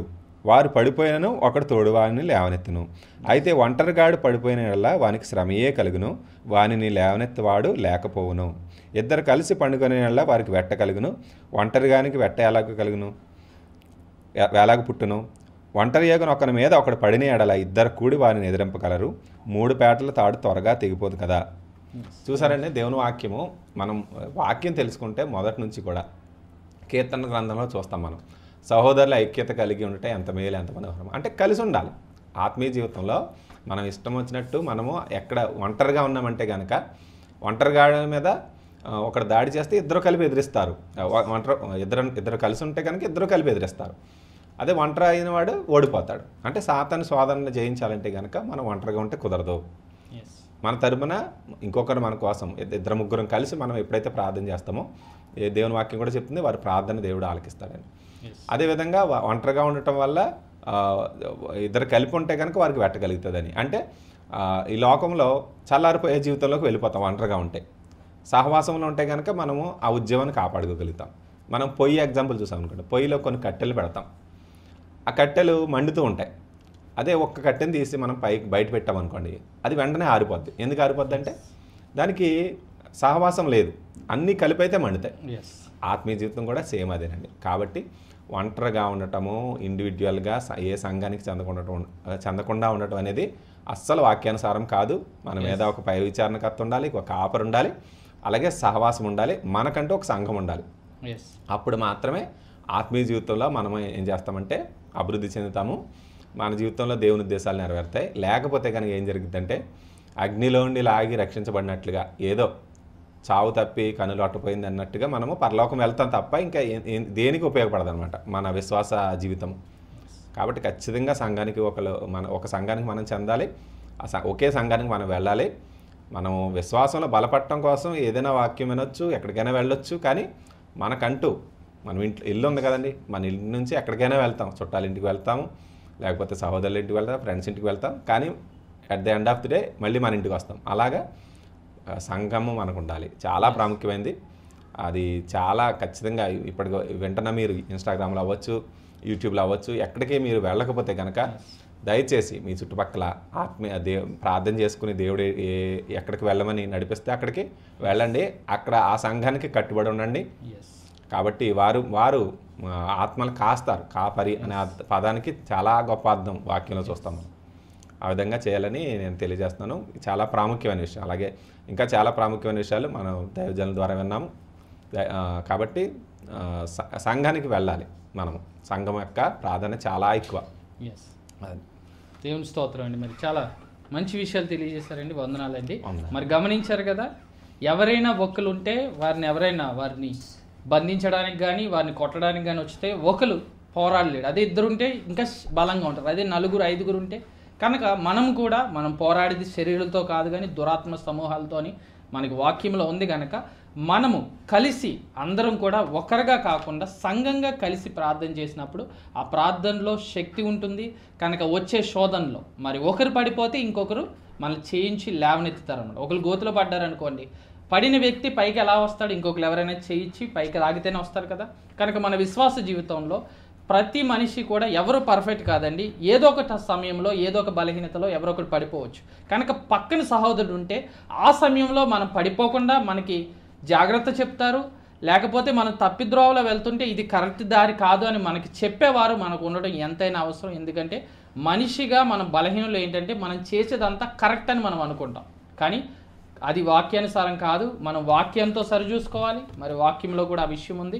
కనుక మన పైన మనం చేసే తప్ప రైట్ అని చెప్పే నాయకులు మనకు అవసరం. అంటే ఆ బాధ్యత దేవుడు కాపరికి, పాస్టర్కి పెట్టడం జరిగింది. కనుక వారు వాక్యం ద్వారా మనల్ని గద్దిస్తారు. మనం ఏ విషయంలోనే సరిగ్గా లేకపోతే అమ్మ ఈ విషయంలో సరిగ్గా ఉండట్లేదని వారు చెప్తారు. వారు మన కొరకు ప్రార్థన చేస్తారు ఒక తండ్రిలా ఉండి. కనుక మన పైన ఒక నాయకులు ఉండడం ఎంతైనా అవసరమైంది. ఎందుకంటే మనం సరైన దారిలో పెట్టడానికి, మన ఆధ్యాత్మిక జీవితంలో మనం భక్తిలో ఎదగడానికి వారిని పెట్టింది కూడా దేవుడే. కనుక ఇంకొక చిన్న డౌట్ అడిగారు, అది నేను చెప్పేసి తర్వాత క్వశ్చన్ అడుగుతాను పాస్టర్ గారిని. మరి ప్రేమ్ శాస్త్రి గారు అడిగారు, మై క్వశ్చన్ ఈస్ దేవుడు మన పాపాలని కడిగి వాటికి బదులు ఏమంది కడిగి వేయటానికి భూమి మీదకి వచ్చి కడిగి వెళ్ళిపోయారు, కానీ ఇంకా భూమి మీద పాపం ఇంకా ఎందుకు ఉంది? ఓకే, దేవుని స్తోత్రం అండి. మరి మంచి క్వశ్చన్ అడిగారు. యేసు ప్రభు భూమి మీదకి వచ్చింది పాపులు రక్షించడానికి కదా. యేసు ప్రభు పాపాలను కడిగి వేయడానికి, రక్తం కార్చడానికి భూమి మీదకి వచ్చారు కదా. ప్రేమ్ శాస్త్రి గారు అడిగిన ప్రశ్న అండి, ఇన్స్టాగ్రామ్లో అడిగారు. మరి యేసు ప్రభు రక్తం చిందించేశారు కదా. మరి రక్తం చిందిస్తే పాపం కడగవేయబడాలి కదా. మరి కడగవేయబడాలి కదా, ఇంకా భూమి మీద పాపం ఎందుకు ఉంది? చాలా మంచి ప్రశ్న అడిగారండి. మరి మీకు ఈ ప్రశ్నకి కొంతమంది దైవజనులు కూడా ఆల్రెడీ జవాబు ఇచ్చున్నారు. అదే విషయం నేను తెలియజేస్తాను. ఏంటంటే ఇదే ప్రశ్న ఇలాంటి డిస్కషన్ జరుగుతుంటే ఒక నాస్తికులు అడిగారు. అంటే దేవుని నమ్మని వ్యక్తి ఇదే ప్రశ్న అడిగారు, సేమ్ ఇలాగే. మీరైతే దేవుని నమ్ముతారు అనుకుంటున్నాను, దేవుని స్తోత్రం. ఒక దేవుని నమ్మని వ్యక్తి, ఒక నాస్తికుడు ఇదే ప్రశ్న ఈ విధంగా అడిగారు అనమాట. ఏ విధంగా అంటే, యేసు రక్తంలో శక్తి లేదండి అని అడిగారు. ఎందుకు లేదనుకుంటున్నారంటే, యేసు రక్తము ప్రతి పాపాన్ని క్షమించే శక్తి కలిగింది. అయితే యేసు ప్రభు రక్తం కార్చి వెళ్ళిపోయారు కదా, మరి ఇంకా భూమి మీద ఎందుకు పాపం ఉంది? యేసు రక్తంలో శక్తి ఉంటే భూమి మీద పాపం మొత్తానికి పోవాలి కదా, అంటే 0% అయిపోవాలి కదా. ఇంకా ఎందుకు పాపం ఉందండి? ఇంకా లోకంలో అందరూ హత్యలు జరుగుతున్నాయి, దోపిడీలు జరుగుతున్నాయి, రకరకాల పాపాలు జరుగుతున్నాయి అని అడిగారు. సేమ్ ఇది రిలేటెడ్ సేమ్ క్వశ్చన్ అండి. కనుక ఇంకా ఎందుకు పాపం ఉంది యేసు ప్రభు రక్తం కార్చి వెళ్ళిపోయిన తర్వాత? మనం గమనించాలి. అప్పుడు ఆ దైవజనులు చాలా సింపుల్ జవాబు ఇచ్చారు. ఏంటంటే, ఒక మురికి పట్టిన వ్యక్తి ఉన్నాడు అనుకోండి రోడ్డు మీద. మీరు ఆలోచించండి, ఇమాజిన్ చేసుకోండి. ఒక మురికి పట్టిన వ్యక్తి మొత్తం మట్టి డ్రైనేజ్లో పడి ఉన్నారు. ఆ వ్యక్తిని నేను చూసి బ్రదర్తో అంటున్నాను, బ్రదర్ అసలు భూమి మీద నీరే లేవు బ్రదర్, నీరు లేవు, కడుక్కోవడానికి నీళ్ళే లేవు. అలాగే మీరు టీవీలో యాడ్లు చూస్తున్న సోప్లని అవి ఏమీ లేవు బ్రదర్, నీళ్ళు లేవు, ఏమీ లేవు, వాటర్ లేవు బ్రదర్. ఎందుకని బ్రదర్ అడిగితే, ఎందుకంటే అదిగోండి అక్కడ చూసారా, అతను ఉన్నాడు చూసారా ఎంత మురుగు పట్టుకుని ఉన్నాడు. ఒకవేళ నీళ్ళు ఉంటే అతను శుభ్రంగా అయ్యేవాడుగా. అతను శుభ్రంగా లేడు కనుక నీళ్లు లేవనేది నా ఉద్దేశం. మీరేమంటారు దానికి? ఏమంటావు? అదే అతని అవివేకం. ఎస్, అంటే అతను వెళ్ళి కడుక్కోవాలి. ఎందుకంటే సరిగ్గా సగమే చూస్తున్నారు అతను. నా వ్యూ ఏంటంటే, అతను మురికి పట్టి ఉన్నాడు కనుక నేను ప్రపంచంలో నీళ్ళు లేవు, లేకపోతే కడుక్కుని సోపు లేవు, ఏమీ లేవు, వాటర్ లేవు అంటున్నాను. కానీ అతను వాటర్ ఉన్నాయి, కానీ అతను ఇంకా ఎందుకు మురికి పట్టుకుని ఉన్నాడంటే అతను వెళ్ళి కడుక్కోలేదు కనుక. అదే రీతిగా బ్రదర్ మీరు అడిగిన మంచి ప్రశ్న అడిగారు. యేసు ప్రభు రక్తం కార్చారు, యేసు ప్రభు రక్తంలో పాపాలు కడగబడతాయి. కానీ యేసు ప్రభు బలవంతంగా రక్షణనివ్వరు. ఎందుకంటే మనకి దేవుడు ఫ్రీ విల్ ఇచ్చారు. మనం ఏదైనా కూడా దేవుడు మనకి మొదటి నుంచి మనల్ని రోబోట్లా చేయలేదు. రోబోట్లా చేసుంటే యేసుప్రభుని అందరూ యాక్సెప్ట్ చేసేసేవారు, ఇంక సువార్త చేయాల్సిన అవసరం లేదు. కానీ మనకి దేవుడు సొంత చిత్తాన్ని ఇచ్చారు, ఫ్రీ విల్ ఇచ్చారు. ఇది మంచి, ఇది చెడు, ఇదిగో నా కొరకు, నీ కొరకు నేను నా ప్రాణం పెడుతున్నాను, నా రక్తంలో పాపక్షమాపణ ఉంది అని దేవుడు చెప్పారు. కనుక ఇప్పుడు ఎవరికి వారు వెళ్ళి యేసు రక్తంలో వారు కడగబడాలి. వారికి వారే వెళ్ళి, యేసయ్యా నన్ను కడుగు, నీ రక్తంలో నన్ను పరిశుద్ధినిగా చేయని అడగాలి. అలా అడిగినప్పుడు మాత్రమే వారు శుద్ధీకరించబడతారు. అలా అడిగిన వారు కొంతమంది ఉన్నారు, అందులో నేను కొన్ని, ఇక్కడ ఉన్నవారు ఒకరు, అలాగే ఇందులో వీడియో చూస్తున్న వారు కొంతమంది అయి ఉండొచ్చు. కనుక గమనించండి. అలాగే మురికి పట్టిన వ్యక్తి మురిగ్గా ఉన్నాడు కనుక ప్రపంచంలో వాటరే లేవని అనటము తప్పు స్టేట్మెంట్ ఎలాగవుతుందో, అదే రీతిగా ప్రపంచంలో పాపం ఉంది కదా, యేసు రక్తం కార్చి వెళ్ళిపోయారు కదా ఏంటి అని అడగడం కూడా అంతే అవుతుందని. ఎందుకంటే యేసు రక్తంలో శక్తి ఉంది, కానీ వ్యక్తిగతంగా ఆ వ్యక్తి ఎవరికి వారు వ్యక్తిగతంగా యేసు ప్రభు దగ్గరికి వెళ్ళి కడగబడాలి. కనుక ప్రేమ్ శాస్త్రి గారు మీరు క్వశ్చన్ అడిగారు, మీరు యేసు ప్రభు దగ్గరికి వెళ్ళి వ్యక్తిగతంగా మీ పాపాలు ఒప్పుకుంటే మీ పాపాలు క్షమించబడతాయి, మీరు కడగబడతారు. ఆయనే కాదండి, ఈ వీడియోలో చూస్తున్న ఎవరైనా కూడా వ్యక్తిగతంగా రక్షణ అనేది వ్యక్తిగతము. ఎవరికి వారే వెళ్ళి వారి పాపాలు ఒప్పుకొని ఆ పాప నుంచి విముక్తి చెందాలి. కనుక యేసు రక్తంలో శక్తి ఉంది, కాకపోతే యేసు ప్రభు ఎవరిని బలవంతంగా ఆయన మైండ్లో నువ్వు వచ్చేయని చెప్పరు, మనకి ఫ్రీ విల్ ఇచ్చారు. ఆయన ఇది మంచి మార్గం, నీ కొరకు నేను ప్రాణం పెట్టాను, నేను రక్షిస్తాకి నేను వచ్చాను, నా దగ్గరికి రా అని పిలుస్తున్నారు. ఇప్పుడు మనం వెళ్తామా వెళ్ళమా అనేది చాయిస్ అనేది మన చేతిలో ఉందండి. మరి మీకు అర్థమైందని అనుకుంటున్నాను, మీకు జవాబు దొరికిందని అనుకుంటున్నాను. కనుక మరి ఈయన అడిగిన ప్రశ్నలోంచి కూడా ఎవరైతే యేసు రక్తంలో కడగబడతారో వారు సంఘంలో చేర్చబడటం మనం గమనిస్తున్నాం కదండి. మరి ఇందాక పాస్టర్ గారు తెలియజేశారు, మరి కిషోర్ గారు కూడా కొన్ని విషయాలు తెలియజేశారు. మరి నా ప్రశ్న ఏంటంటే బ్రదర్, ఇప్పుడు దేవుడి వాక్యం సెలవిస్తుంది కదా, మీరు దేవుని ఆలయమై ఉన్నారు, దేవుని ఆత్మ మీలో నివసిస్తున్నాడని. కనుక దేవుడే, కొంతమంది అంటారు దేవుడు ఆలయం అంటే, ఇప్పుడు ఇందాక మరి దైవజనులు డేవిడ్ గారు కూడా చక్కగా తెలియజేశారు. మందిరం అంటే ఏంటి, లేకపోతే చర్చ్, అది సంఘం అంటే ఏంటి. ఒక మందిరం, బిల్డింగ్ అనేది సంఘం కాదు, అది బిల్డింగ్ మాత్రమే. కానీ ఎక్కడైతే ఇద్దరు ముగ్గురు కూడుకుని యేసునామంలో ప్రార్థన చేస్తారో అదే సంఘం అని మంచి విషయాలు తెలియజేస్తారు. కనుక ఇప్పుడు కొంతమందికి ఏం ప్రశ్న ఉంటుందంటే, నాలోనే పరిశుద్ధాత్మ దేవుడు నివసిస్తున్నాడు, నాలోనే దేవుడు ఉంటున్నాడు కదా, నేనే దేవుని ఆలయం అయ్యాను కదా ఇప్పుడు క్రొత్త నిబంధనలో, మరలా నేనెందుకు ఇంకొక ఆలయానికి వెళ్ళాలి, నేనెందుకు వెళ్ళి ఇతరులతో కలవాలి అనే ఒక డౌట్ కూడా ఉంటుంది పాస్టర్ గారు. మరి మీరు ఇది విషయంలో ఏమైనా తెలియజేస్తారా మీ అభిప్రాయం వారికి? అంటే నేనే ఇప్పుడు దేవుడు ఆత్మ నాలో నివసిస్తుంది కదా, నేనే ఆలయాను కదా, నేను ఎందుకు చర్చికి వెళ్ళాలి మళ్ళీ అనే ఒక కొంతమంది క్వశ్చన్లు, అలాంటి క్వశ్చన్స్ కూడా అడుగుతూ ఉంటారు. కనుక అది అదేనండి. ఎందుకంటే మనము ఇంతకుముందు చెప్పిన క్వశ్చన్స్, ఇంతకుముందు మనం డిస్కస్ చేసుకున్న ఆన్సర్స్ దీనికి కూడా వర్తిస్తాయి. మనమే దేవుని ఆలయమైనప్పుడు ఎలా అంటే, మొదటిగా దేవుని వాక్యం ఎఫెసీయులకు రాసిన పత్రికలో ఏం చెప్తుందంటే 22వ అధ్యాయంలో ఆఖరి వచనంలో ఏముంటుందంటే, మీరు దేవుని ఆలయముగా ఉండటానికి కట్టబడుతున్నారు. మీరు దేవుని ఆలయం అని ఇంకా మనం చాలా కొరింథీయులకు రాసిన పత్రిక 3వ అధ్యాయము, మనం 16వ వచనం, 6వ అధ్యాయం 19వ వచనము, అలాగే కొరింథీయులకు రాసిన పత్రిక 2వ పత్రిక 4వ అధ్యాయంలో ఇవన్నీ చూస్తాం. అయితే మనలో పరిశుద్ధాత్మ నివసించినప్పుడు మన ఒక్కరిలోనే కాదు కదా. ఇప్పుడు ఎలా అంటే, అది సత్యం ఏంటంటే, మనము దేవుని ఆలయంగా ఉన్నాము, కానీ అట్ ద సేమ్ టైం మనము కూడా సార్వత్రిక క్రైస్తవ సంఘంలో, అనగా బాడీ ఆఫ్ క్రైస్ట్లో, క్రీస్తు శరీరంలో పాలిభాగస్థులమై ఉన్నాము, వివిధ అవయవాలంగా ఉన్నాము. కాబట్టి క్రీస్తు ఇప్పుడు మనం దేవుని ఆలయం అయినప్పుడు మనం ఒక్కరమే దేవుని ఆలయం కాదు. ఇప్పుడు ఎలా అంటే, దాన్ని కొంచెం బ్రాడ్గా ఆలోచించాలి. మనము ఇప్పుడు నేనున్నాను, మీరు దేవుని ఆలయం అయి ఉన్నారు అని దేవుని వాక్యం చెప్తుంది. కాబట్టి నేను దేవుని ఆలయం అయినప్పుడు మరి మా బ్రదర్ ఏమవుతారు, ఆయన కూడా దేవుని ఆలయం అంటారు. అలాంటప్పుడు ఎన్ని ఆలయాలు ఉన్నట్టు అంటే, ఓకే, వాక్యానుసారంగా చూసినప్పుడు అందరిలోనూ పరిశుద్ధ, ఆయన అందరిలో ఉండి అందరిలోనూ వ్యాపించున్నాడు, అందరిలో ఉన్నాడని దేవుని వాక్యం చెప్తుంది, అందరిలోనూ ఉన్నాడు. అయితే ఆయన సర్వవ్యాపి, అందరిలోనూ వ్యాపించుంటాడు. అయితే at the end of the day ఎఫెసీయులకు రాసిన పత్రిక సారం ఏంటంటే, మనము క్రీస్తు శరీరము, ఆయన మనకి క్రీస్తు ఆ సంఘానికి శిరస్సు అనమాట. మనందరం కూడా సార్వత్రిక క్రైస్తవ సంఘం మనము. అందుకనే దేవుని వాక్యం ఏం చెప్తుందంటే, ఎఫెసీయులకు రాసిన పత్రికలోనే మీరు అక్కడ 4వ అధ్యాయంలో ఏముంటుందంటే, మీరందరూ కూడా మనందరం కూడా ఒకే భావానికి రావాలి. మీరు అందరూ అక్కడ ఏముంటుందంటే, మనందరము విశ్వాస విషయంలోనూ దేవుని కుమారుని గురించిన జ్ఞాన విషయంలోనూ ఏకత్వం పొందాలని చెప్తుంది. అక్కడే ఏం చెప్తుందంటే, క్రీస్తు శరీరము క్షేమాభివృద్ధి పొందడానికి మీరు కొంతమందిని అపోస్తలు గాను, కొంతమంది ప్రవక్తలు కానీ ఇలా విభజించారని చెప్పి అక్కడ ఏం చెప్తుందంటే, వివిధ ఒకే శరీరంలో భాగాలైనా సరే ఒక్కొక్కరికి వేరువేరు పనులు ఉంటాయి అని దేవుని వాక్యం చెప్తుంది. అంటే ఎలా అంటే, ఎక్కువ కాంప్లికేటెడ్ చేసుకోకుండా మనం ఆలోచించలేఅయితే, ఎఫెసీయులకు రాసిన పత్రికలో 2వ అధ్యాయంలో ఉన్న భాగాన్ని బట్టి మనం చూసినట్టు చివరి వచనము మనం చూసినప్పుడు, మీరు కూడా క్రీస్తు శరీరంలా కట్టబడుతున్నారు అని ఉంటుంది. దేవుని ఆలయంలో మీరు కట్టబడుతున్నారు అని ఉంది.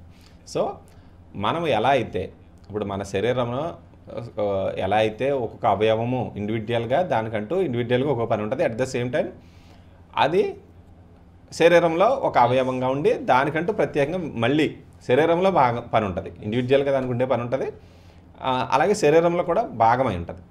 సో మనము ఎప్పుడైతే దేవుని ఆలయం అని అనుకున్నామో, మనం అందరం కూడా క్రీస్తు శరీరంలో కూడా భాగము, అనగా సార్వత్రిక క్రైస్తవ సంఘము, సార్వత్రిక దేవుని ఆలయంలో కూడా మనం భాగం. సో మనం దేవుని ఆలయం అయ్యామంటే కనుక ఖచ్చితంగా అందులో కలవాలి. సహవాసంగా కూడుకోవటం గురించి మనం ఇంతకుముందే డిస్కస్ చేసుకున్నాం కదా, అది నా పెర్స్పెక్టివ్. అయితే ఇంకా వాక్యానుసారంగా చూసినప్పుడు అది చెప్తుంది, మనందరం మీరు మీరు అపోస్తల కార్యంలో మనం చూస్తాము, అలాగే పత్రికల్లో కూడా మనం చూస్తాము. మీరు అందరూ కూడా సంఘంగా కూడండి అని దేవుని వాక్యం చూస్తాము. కాబట్టి దేన్నైనా సరే మనము ఒకే పర్స్పెక్టివ్లో చూసి దాన్ని బట్టి మనం రాంగ్లోకి వెళ్ళకూడదు. మనం దేవుని ఆలయమే, కానీ మనము ఖచ్చితంగా సహవాసంలో కూడా ఉండాలి. మరి చక్కని విషయాలు తెలియజేశారండి. అదే ఆ రిఫరెన్స్ నేను చూస్తున్నాను, సంఘంగా కూడట మానవద్దని. మరి అపోస్తల కార్యాల్లోనండి, ఏప్రిల్ పత్రిక. మరి గమనించినట్లయితే దేవుడి వాక్యంలో కూడా ఉంది కదండి, మరి ఆ దినము సమీపించడం చూసినప్పుడు కొలది మీరు సంఘముగా కూడుకొనట మానవద్దు అని దేవుడి వాక్యం సెలవిస్తుంది. కనుక మనం 10:24 అపోస్తల కార్యాలు హెబ్రీల్ కదండి, హెబ్రీల్కి రాసిన పత్రిక 10వ అధ్యాయము 24వ వచనం నేను చదువుతున్నానండి. కొందరు మానుకొనుచున్నట్టుగా సమాజముగా కూడుట మానక ఒకరినొకడు హెచ్చరించు ఆ దినము సమీపించడం మీరు చూచిన కొలది మరి ఎక్కువగా అలాగ చేయొచ్చు, ప్రేమ చూపుటకును సత్కార్యం చేయుటకును ఒకరినొకరు పురుకల్పవలనని ఆలోచిస్తాము. దేవుని స్తోత్రం. చూసారు కదండి, హెబ్రీల్కి రాసిన పత్రిక 10వ అధ్యాయం 24వ వచనం అండి. కొందరు మానుకొనుచున్నట్టుగా సమాజముగా కూడుట మానక ఒకరినొకడు హెచ్చరించుచు ఆ దినము సమీపించుట మీరు చూచిన కొలది మరి ఎక్కువగా అలాగు చేయుచు, ప్రేమ చూపుటకును సత్కార్యములు చేయుటకును ఒకరినొకడు పురికొల్పవలెనని ఆలోచించము. ఇక్కడ క్లియర్గా దేవుడి వాక్యం సెలవిస్తుంది. కనుక మనం సంఘంగా సమాజంగా అని అక్కడ రాయబడి ఉంది. కనుక కలిసి కూడుకొని ప్రార్థించడం మానకూడదని, మనం ఒకరినొకరు హెచ్చరించుకుంటూ ఉండాలి. ఒకవేళ ఒకరు ఎవరైనా భక్తిలో తగ్గిపోతుంటే, ప్రార్థన జీవితం తగ్గిపోతున్నా, లేకపోతే లోకానికి వెళ్ళిపోతున్నారంటే, ఇప్పుడు ఉదాహరణకి సంఘంలో ఉన్నారనుకోండి, కొంతమంది వడ్డీ వ్యాపారం చేయొచ్చు, వడ్డీకి ఇవ్వచ్చు. అప్పుడు నేను వడ్డీకి ఇస్తున్నాను అనుకోండి డబ్బులు, అంటే వేరే బయట ఎక్కడైనా వడ్డీ వ్యాపారం చేస్తుంటే బ్రదర్ వచ్చి చెప్తారు నాకు, బ్రదర్ మీరు చేసే తప్పు, వడ్డీ వ్యాపారం చేయకూడదండి, దేవుడి వాక్యానికి విరుద్ధం, మీరు వడ్డీకి డబ్బులు ఇవ్వకూడదని ఈ బ్రదర్ చెప్తారు. అది హెచ్చరించడం, అంటే నా మేలు కోరి నాకు చెప్తారు. ఓకే బ్రదర్, నాకు తెలియదు, సారీ అండి, వాక్యంలో ఇలా ఉందని నాకు తెలియదని నేను సరి చేసుకోవడానికి ఉంటుంది. అదే నాకు నేనుగానే ఉండి నేను ఒక్కడనే ఉన్నాను, నేను బైబిల్ చదువుకుంటున్నానంటే నేను చేసిన తప్పులో ఈ వాక్యానికి విరుద్ధమైన పనులు నాకెవరు చెప్తారు? ఒకవేళ నేను మందిరానికి వెళ్తే పాస్టర్ గారు లాంటి వాళ్ళు వాక్యం చెప్పొచ్చు, నేను సరిగ్గా లేనప్పుడు ఆ వాక్యం మీద నేను మారచ్చు. కనుక మనం ఎవరైనా కూడా, అందుకనే విశ్వాసులుగా మీరు ప్రారంభించిన జీవితంలో మనం స్టెప్ బై స్టెప్ ఎదగడానికి మనం సంఘానికి వెళ్ళాలి. మరి ఇందాక బ్రదర్ మంచి విషయాలు తెలియజేశారు. మరి ప్రేమ్ శాస్త్రి గారు మీకు ఫోన్ నెంబర్ అడిగారు, 9133361999 అని వాట్సాప్ నెంబర్ ఉందని, 9133361999. మరి బ్రదర్ కిషోర్ అబ్రహాం గారి దగ్గర ఉంటుంది, మీరు వాట్సాప్ ఎప్పుడైనా చేయొచ్చు. మీకు ఏమైనా డౌట్స్ ఉన్నా వాట్సాప్ చేయండి, 9133361999 వాట్సాప్ నెంబరు. మరి మీకు డౌట్స్ క్లారిఫై చేస్తారు.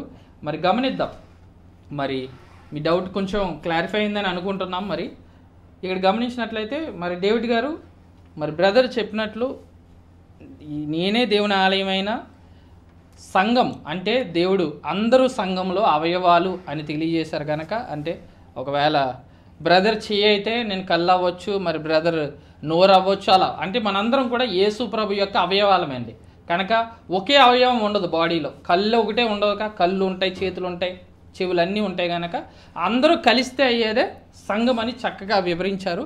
కనుక ఇంకా బ్రదర్ మీరు ఇంకా ఏమైనా యాడ్ చేయాలనుకుంటున్నారా ఈ సంఘము ప్రాముఖ్యత కొరకు, సంఘం యొక్క ప్రాముఖ్యత కొరకు పాస్టర్ గారు ఏమైనా యాడ్ చేయాలి? చాలా ప్రాముఖ్యమైన మాట ఏంటంటే మరి ఆయన మనలో నివాసం చేస్తాడు, నిజమే. ఇది ఆత్మీయ ఆశీర్వాదానికి గుర్తన్నమాట. ఇది భౌతికంగా మరి అదే మందిరాన్ని మనం చూస్తున్నాం. మందిరం విషయంలో మన శరీరాన్ని మనం రెండు ఆలోచన చేసుకున్నట్లయితే, ఈ భౌతికంగా ఈ భూమి మీద ఏమో మందిరం, ఆత్మీయంగానేమో మన శరీరము. ఇక్కడ మనలో ఆయన నివాసం చేస్తాడు. అక్కడ భౌతికంగా మందిరములో దేవుడు సేవకులు లేదంటే విశ్వాసులు ఎవరైతే ఉన్నారో వారందరూ అక్కడ ప్రార్థన చేస్తుండగా దేవుడు అక్కడ కార్యం చేస్తాడు. అందుకనే మీ హృదయం చాలా పరిశుద్ధంగా ఉండాలి. పోకిరి మాటలైనను, శ్రేష్టలైనను, వ్యభిచారమైనను, వేష గమనంలైనను మీ హృదయంలో ఉండకోకుండా మీరు చాలా పరిశుద్ధంగా, ఎందుకో తెలుసా, అందులో నివాసం చేసేది ప్రభు గనుక అని దేవుని వాక్యం రాయబడి ఉంది. అలాగనే భౌతికంగా ఈ భూమి మీద కూడా మన మందిరం విషయంలో మనం చూసుకున్నట్లయితే చాలా ప్రాధాన్యత ఉందండి. మందిరానికి వెళ్ళినప్పుడు తలస్నానం చేసి చాలా పరిశుద్ధంగా వెళ్ళటం, చెప్పులు విడిచి వెళ్ళటం, అందులోకి వెళ్ళాక ఎంతో మోకరించి ప్రార్థన చేయటం. ఎందుకనంటే అక్కడ ప్రభు ఉన్నాడు. ప్రభు మన ప్రార్థన వింటున్నాడు అని అందరూ కూడా సమూహంగా కూడి వాళ్ళందరూ కూడా ఈ మందిరంలో భౌతికంగా భూమి మీద ఉన్న మందిరంలో ఎలాగైతే ప్రార్థన చేస్తారో అలాగనే దేవుడు అంత మందిరంలో ఉన్నప్పుడు మనం చాలా పెర్ఫెక్ట్గా అక్కడ ఏ ఇతర మాటలు మాట్లాడుకోకుండా లేదంటే ఎవరిని ఎటువంటి రీతిగా అనుకోకుండా మందిరంలో ఉన్నంత వరకు మనం అలాగనే మన జీవితం కూడా చాలా పెర్ఫెక్ట్గా పరిశుద్ధంగా మరి ప్రభు మనలో జీవిస్తూ ఉన్నాడనంటే నిజంగా మనం చూసే కళతో చూసే వేరే పరిస్థితులు కానీ చాలామంది వీళ్ళని స్త్రీలని చూసే పరిస్థితి కానీ లేదంటే మద్యం సేవించే విషయం కానీ లేదంటే అబద్ధాలు ఆడే విషయం కానీ ఏదీ లేకోకుండా మనం పెర్ఫెక్ట్గా పరిశుద్ధంగా ఉన్నప్పుడు ప్రభు మనలో నివాసం చేస్తున్నాడు కనుక ఖచ్చితంగా దేవుడు మనల్ని గొప్పగా బ్లెస్ చేస్తాడు, గొప్పగా మనల్ని ఆశీర్వదిస్తాడు. చాలామంది అంటూ ఉంటారు మందిరంలోకి వెళ్ళాక ఒక ఆత్మీయ అనుభవాన్ని పొందుకున్నాం, లేదంటే బయట ప్రపంచాన్ని మర్చిపోయాం, ఆ మందిరంలో ఆ దేవుని ప్రత్యక్షతను దేవుని మహిమను మేము చూసాం, దర్శించాం, ఆ రోజు మేము తాకాం, ఆ రోజు మందిరంలో దేవుని ఆత్మ మా మీదకి దిగి వచ్చింది అని అంటారండి. ఎందుకని? మందిరంలో పరిశుద్ధత ఉందండి, మందిరంలో దేవుని కార్యాలు జరుగుతాయండి. ఎందుకనంటే సమూహంగా అందరూ కూడి ఏక మనసుతో ప్రార్థన చేస్తే ఒక గదిలో అపోస్తల కార్యాలు మనం చూస్తాం, వాళ్ళందరూ కూడా శిష్యులను కొంతమందిని కలిసి 120 మంది పైబడి వారు ఏక మనసుతో ప్రార్థన చేస్తే పరిశుద్ధాత్మని దిగివచ్చి వారు వాక్శక్తిని అంతేకాదు పరిశుద్ధాత్మను పొందుకుని గొప్ప పరిచర్య చేసినట్లుగా మనం చూస్తున్నాం. అలాగనే మందిరంలో ఖచ్చితంగా మనం ప్రార్థన చేసినప్పుడు గొప్ప కార్యాలు జరుగుతాయి. అది సూచనగా ఆత్మీయ జీవితాన్ని మనం ఆలోచన చేసుకున్నట్లయితే మందిరంలో మనం ఎంతైతే పరిశుద్ధతో ఉంటామో మన ఆత్మీయ మందిరాన్ని కూడా అదే పరిశుద్ధతో అదే ఇప్పుడు మన నోటి మాటను చూడండి, మరి దేవునితో మాట్లాడేటప్పుడు అలాగే బయట వ్యక్తులతో మాట్లాడేటప్పుడు ప్రార్థన చేసేటప్పుడు లేదంటే బయట వ్యక్తులతో ప్రార్థన చేసేటప్పుడు దేవుని వాక్యాన్ని ఉచ్చరిస్తాం, బయట వెళ్ళినప్పుడు బూతులు మనం ఉచ్చరించకూడదు. అందుకని మన ఆత్మీయ జీవితానికి మనలో ఉన్న దేవుని ఆత్మ ఇంకా పెంపొందించబడి మనం అభివృద్ధి పొంది ఆశీర్వాదకరంగా మనం ఉండాలని అంటే మనం పరిశుద్ధంగా ఉండాలి.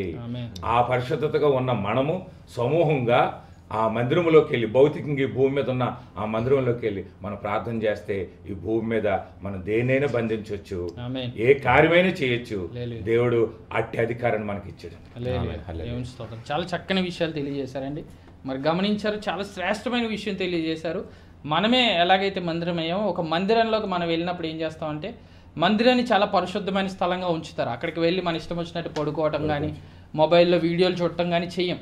కనుక ఒక సెపరేట్ ప్లేస్ ఉంటుంది కనుక అక్కడ పరిశుద్ధమైన స్థలంగా ఉంటుంది కనుక ఆ మందిరంకి వెళ్ళి ప్రార్థన చేసినప్పుడు త్వరగా మనం దేవుని సన్నిధిని మనం అనుభవించగలుగుతాం. అలాగే మనతో పాటు ఇతరులు కూడా భారంతో ప్రార్థన చేస్తారు కనుక మనం దేవుని మహిమని మనం అనుభవించగలుగుతాం ప్రత్యక్షంగా.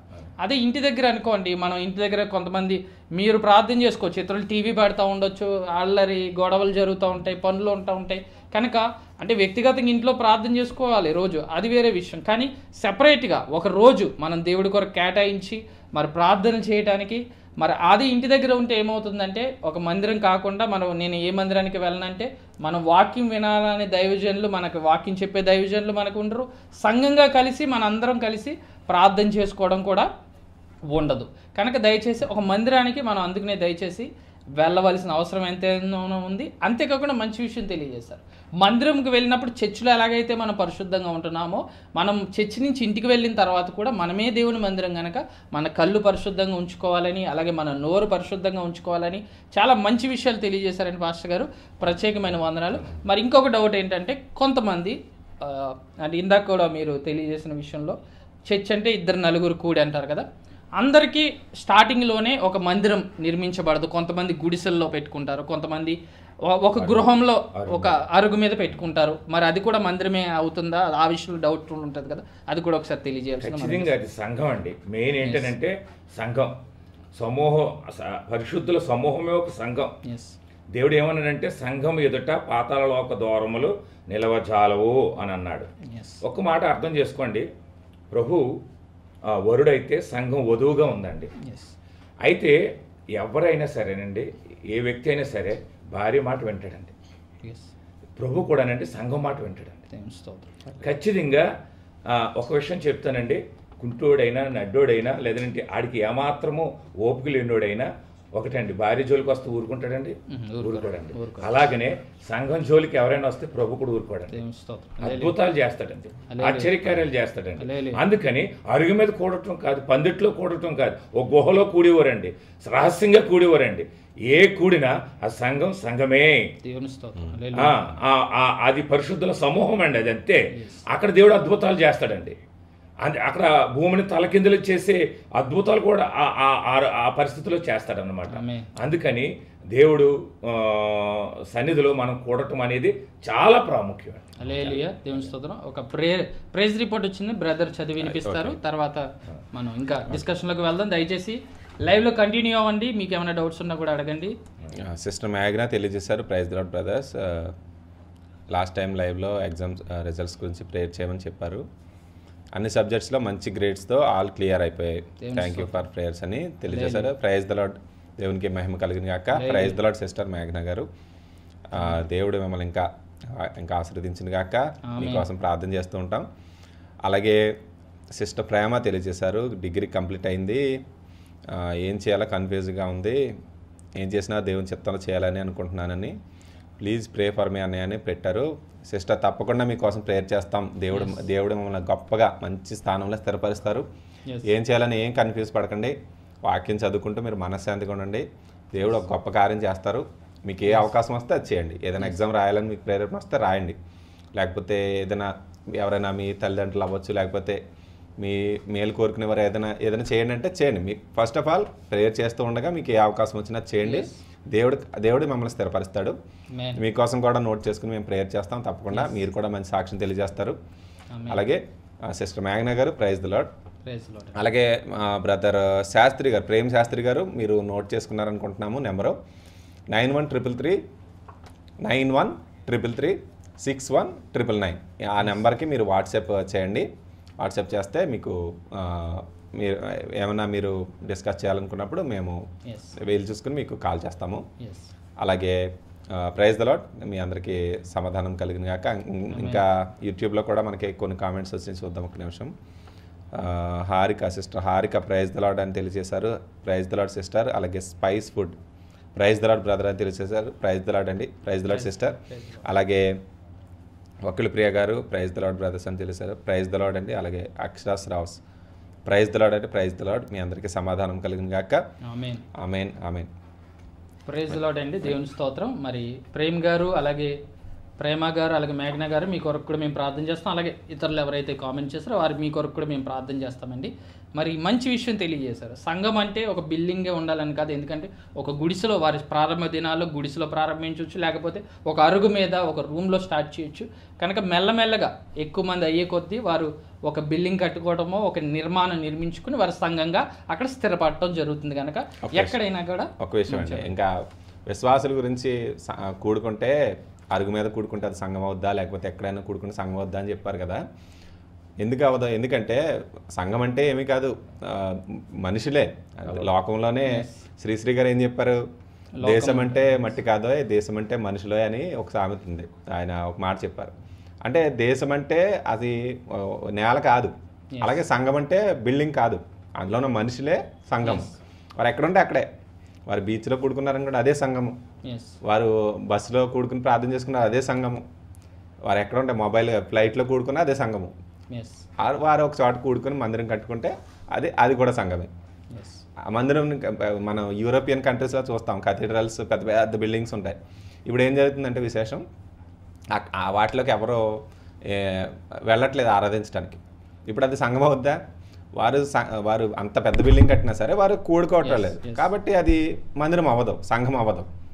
అలా అని చెప్పి గుడిసెలో మనం ఆఫ్రికన్ కంట్రీస్లో చూసాం అనుకోండి, జస్ట్ ఒక చిన్న పందిరి లాంటిది వేసుకుని ఒక గొప్ప ఉద్యోగంగా ఆరాధన చేస్తూ ఉంటారు. అది గొప్పది. ఆ పెద్ద పెద్ద బిల్డింగ్ కంటే మనుషులు ఉన్నారు కదా, ఇక్కడ మనుషులే అసలు విశ్వాసులే సంఘం అంటే. కాబట్టి అది చాలా ప్రాముఖ్యమైన విషయం. ఓకే, దేవుని స్తోత్రమైన మరి చక్కగా వివరించారు కదా, మీకు అర్థమైందని అనుకుంటున్నాను. కనుక సంఘం ప్రాముఖ్యత, మరి మీరు ఏ సంఘంకి వెళ్ళినా ఒకవేళ మంచి వివరించారండి. ఎందుకంటే చాలామంది ఏమనుకుంటున్నారంటే మంచి పాయింట్ మరి దైవజనులు తెలియజేశారు. చాలామంది ఏమనుకుంటారంటే ఒక చిన్న సంఘానికి వెళ్తుంటే, అంటే చిన్న సంఘం అంటే ఒక 10 మంది ఉన్న సంఘానికి వెళ్తుంటే ఇది సంఘం కాదు, ఒక 1,00,000 మంది ఉండే చర్చికి వెళ్తేనే నేను సంఘ సభ్యుని అయినట్టు అని భావన వచ్చి వారు ఏం చేస్తున్నారంటే ఈ సంఘాన్ని వదిలి ఆ సంఘానికి వెళ్ళిపోతున్నారు. కనుక అలా చేయడం తప్పండి. మిమ్మల్ని ఏ దైవజనుడు అయితే మొదటి నుంచి మిమ్మల్ని వాక్యంలో నడిపించారో, ఎవరైతే మిమ్మల్ని వాక్యంలో కన్నారో వారు మీ తండ్రి అవుతారు. ఎంతోమంది వాక్యం మనం వినొచ్చు, వారు మనకి ఉపదేశకులు అవుతారు, కానీ తండ్రులు మాత్రం అనేక మంది ఉండరని దేవుడి వాక్యం సెలవిస్తున్న రీతిగా. కనుక మీరు ఏ సంఘానికైతే మొదటి నుంచి ఉన్నారో ఆ సంఘానికి వెళ్ళండి. అది చిన్న సంఘమా పెద్ద సంఘమా అని కాదు, కానీ ఆ సంఘ కాపరికి మీ మీద భారం ఉంటుంది. ఒకవేళ మీరు ఒక 300 మంది 30,000 మంది సంఘంలో ఉంటే ఆ సంఘంలోనే ఉండండి. కానీ స్టార్టింగ్లో ఒక 10 మంది ఉన్న సంఘంలో మీరు ఉండి, అయ్యో ఈ సంఘం తక్కువ మంది ఉన్నారా, ఇందులో ఉంటే నాకు ఎవరైనా మీరు ఏ చర్చికి వెళ్తున్నారంటే నేను ఈ చర్చి చెప్తున్నాను, అయ్యో ఇందులో 10 మంది వస్తున్నారు, నాకు అగౌరవంగా ఉంది, పెద్ద చర్చికి వెళ్తే నాకు గొప్ప వచ్చేస్తుందేమో అని అలాంటి భావన కలిగి పెద్ద చర్చిలకి వెళ్ళటానికి ప్రయత్నించండి. అది వాక్యానుసారం కాదు. చిన్న సంఘమా పెద్ద సంఘమా అని లోకంలో అయితే మనం చూస్తాం, కానీ దేవుడి దృష్టిలో రెండు సమానమే అని గుర్తించండి. మరొక డౌట్ అడుగుతానండి. ఈ విషయం ఈ దైవజనులు తెలియజేశారు కనుక మీకు అర్థమైందని అనుకుంటున్నాను. కానీ ఇంకొక డౌట్ బ్రదర్, మరి ఆన్లైన్ సర్వీసెస్ కూడా జరుగుతున్నాయి ఇప్పుడు ఈ లాక్డౌన్లో. పాస్టర్ గారు, ఆన్లైన్ సర్వీసెస్ కూడా జరుగుతున్నాయి కదా. ఓకే, ఇప్పుడైతే లాక్డౌన్ ఉంది కనుక మరి ఏ చర్చికి వెళ్ళేవారు వారు ఆ దైవజనులు చూస్తున్నారు. ఓకే, కానీ లాక్డౌన్ తీసేసాక కూడా మరి ఇప్పటి వరకు అలవాటు అయిపోయింది ప్రజలకి, మందిరంకి వెళ్ళకుండా బాగుందిగా ఆన్లైన్లోనే చూడొచ్చు వాక్యం, ఆఫరింగ్ ఆన్లైన్లో పంపించేస్తాం, ప్రేయర్ రిక్వెస్ట్ ఆన్లైన్లో చెప్పేస్తున్నాం కదండి, ఇదే బాగుంది కదా అని అనుకుని ఆన్లైన్లో కూడా వాక్యం వింటున్నాం కదా, ఇది కూడా ఆన్లైన్ సర్వీస్ అని పెడుతున్నాం కదా. ఇప్పటి వరకు లాక్డౌన్లో పెట్టడం జరిగింది కనుక, లాక్డౌన్ తీస్తే కూడా ఆన్లైన్ సర్వీస్ అయిపోయింది కనుక ఆన్లైన్ సర్వీస్లో ఉండిపోతాం, చర్చికి వెళ్ళకుండా ఆన్లైన్ సర్వీస్ అటెండ్ అయిపోతాం అని కొంతమందికి భావన ఉంటుంది. ఆ విషయంలో మీరు ఏమన్నా తెలియజేయాల్సింది మనం చేస్తున్నాం. అది తప్పది. అది ఆన్లైన్ సర్వీస్ అనేది మనం ప్రభుత్వం వారు ఆ ప్రభుత్వానికి లోబడి ఈ కోవిడ్ సమయంలో ఈ రూల్స్ ఉంటాయి కదా, మన హెల్మెట్ పెట్టుకుని వెళ్ళాలి, వెళ్తే ఎడమ వైపు వెళ్ళాలి, ఇలాగా కొన్ని రూల్స్ ఉంటాయి కదండి. ఆ రూల్స్ని మనం గవర్నమెంట్కి లోబడాలి. దేవుని వాక్యం కూడా చెప్పి మీ పై అధికారికి లోబడమని. ఈ కోవిడ్ సమయంలో మందిరాలు తెరవద్దు, ఆన్లైన్లో మీరు పరిచర్య చేసుకోమని అన్నారు. కానీ కోవిడ్ తగ్గిపోయాక అంతా మామూలుగా మందిరాలు తెరుస్తూ ఉన్నా మేము ఆన్లైన్ సర్వీస్నే కంటిన్యూ చేస్తామని అంటే అది చాలా తప్పండి. ఎందుకనంటే నేను తప్పని అంటున్నానంటే మందిరానికి వెళ్ళాలండి.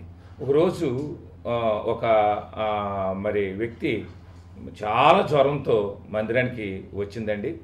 నేను ఆమె నెత్తి మీద చెయ్యేసి ప్రార్థన చేస్తే ఆ మందిరం ఆరాధన అయ్యి కంప్లీట్ అయ్యి ఇంటికి వెళ్ళేటప్పటికి నాకు తగ్గిపోయింది అని అన్నదండి. అంటే ఆన్లైన్లో ఫోన్లో ప్రార్థన చేయటము, అక్కడ మీరు ఎలక్ట్గా ఉన్నారా, ఇక్కడ మీరు ఎలక్ట్గా ఉన్నారా అని అన్న ఈ విషయాలు గురించి మనం ఈ విషయాలు చెప్తున్నాను. కానీ అక్కడ చెయ్యి వేసి నేను ఖచ్చితంగా ప్రార్థన చేసినప్పుడు దేవుడు ఆ అద్భుతాన్ని చేశాడండి. అందుకని ఖచ్చితంగా దేవుని సేవకుడు అభిషక్తుడు ఉంటారు అక్కడ. దేవుడు సేవకుడు కొన్ని విషయాలు అడగొచ్చు, ఆత్మీయంగాను అడగొచ్చు, లేదంటే ఇలా చేయాలనుకుంటున్నాను, పాపకు పెళ్లి చేయాలనుకుంటున్నాను అనే కొన్ని సంభాషణలు చేయొచ్చు. అమ్మ ఇలా చేయండి, అమ్మ మీరు అలా చేయండి అని ఈ ఫోన్లో సంభాషిస్తారండి. అవి వ్యక్తిగతంగా దగ్గరికి వెళ్ళి మన ప్రార్థన వెళ్తే వారు ఖచ్చితంగా వారు చేయేసి ప్రార్థన చేస్తారు. లేదనంటే వారు చేయేసే ప్రార్థన చేయాలా, లేకపోతే ప్రార్థన కాదా అని అంటా ఉంటారండి కొంతమంది. అది అలా వితర్కంగా వాదిస్తే మనం ఏం చెప్పలేము కానివ్వండి. కానీ దేవుని సేవకుడు అభిషక్తుడై దేవుని ఆత్మతో నింపబడి ఉంటాడు. కొన్ని పరిస్థితుల్లో వారు ఆ పేతురు అత్తను ముట్టగానే ఆమెలో ఉన్న జ్వరం వెడలిపోయిందని మనం వాక్యంలో చూస్తున్నామండి. కనుక కొన్ని పరిస్థితుల్లో నేను ఒకసారి జ్వరంతో ఉన్నప్పుడు ఒక సేవకుడు నా దగ్గరికి వచ్చి నెత్తిమీ చేసి ప్రార్థన చేశాడు. వెంటనే నాలో ఉన్న జ్వరం వెళ్ళిపోయింది అని అని అలాగున తర్వాత ప్రార్థన చేసుకుంటే కార్యాలు జరగలేదని కాదండి.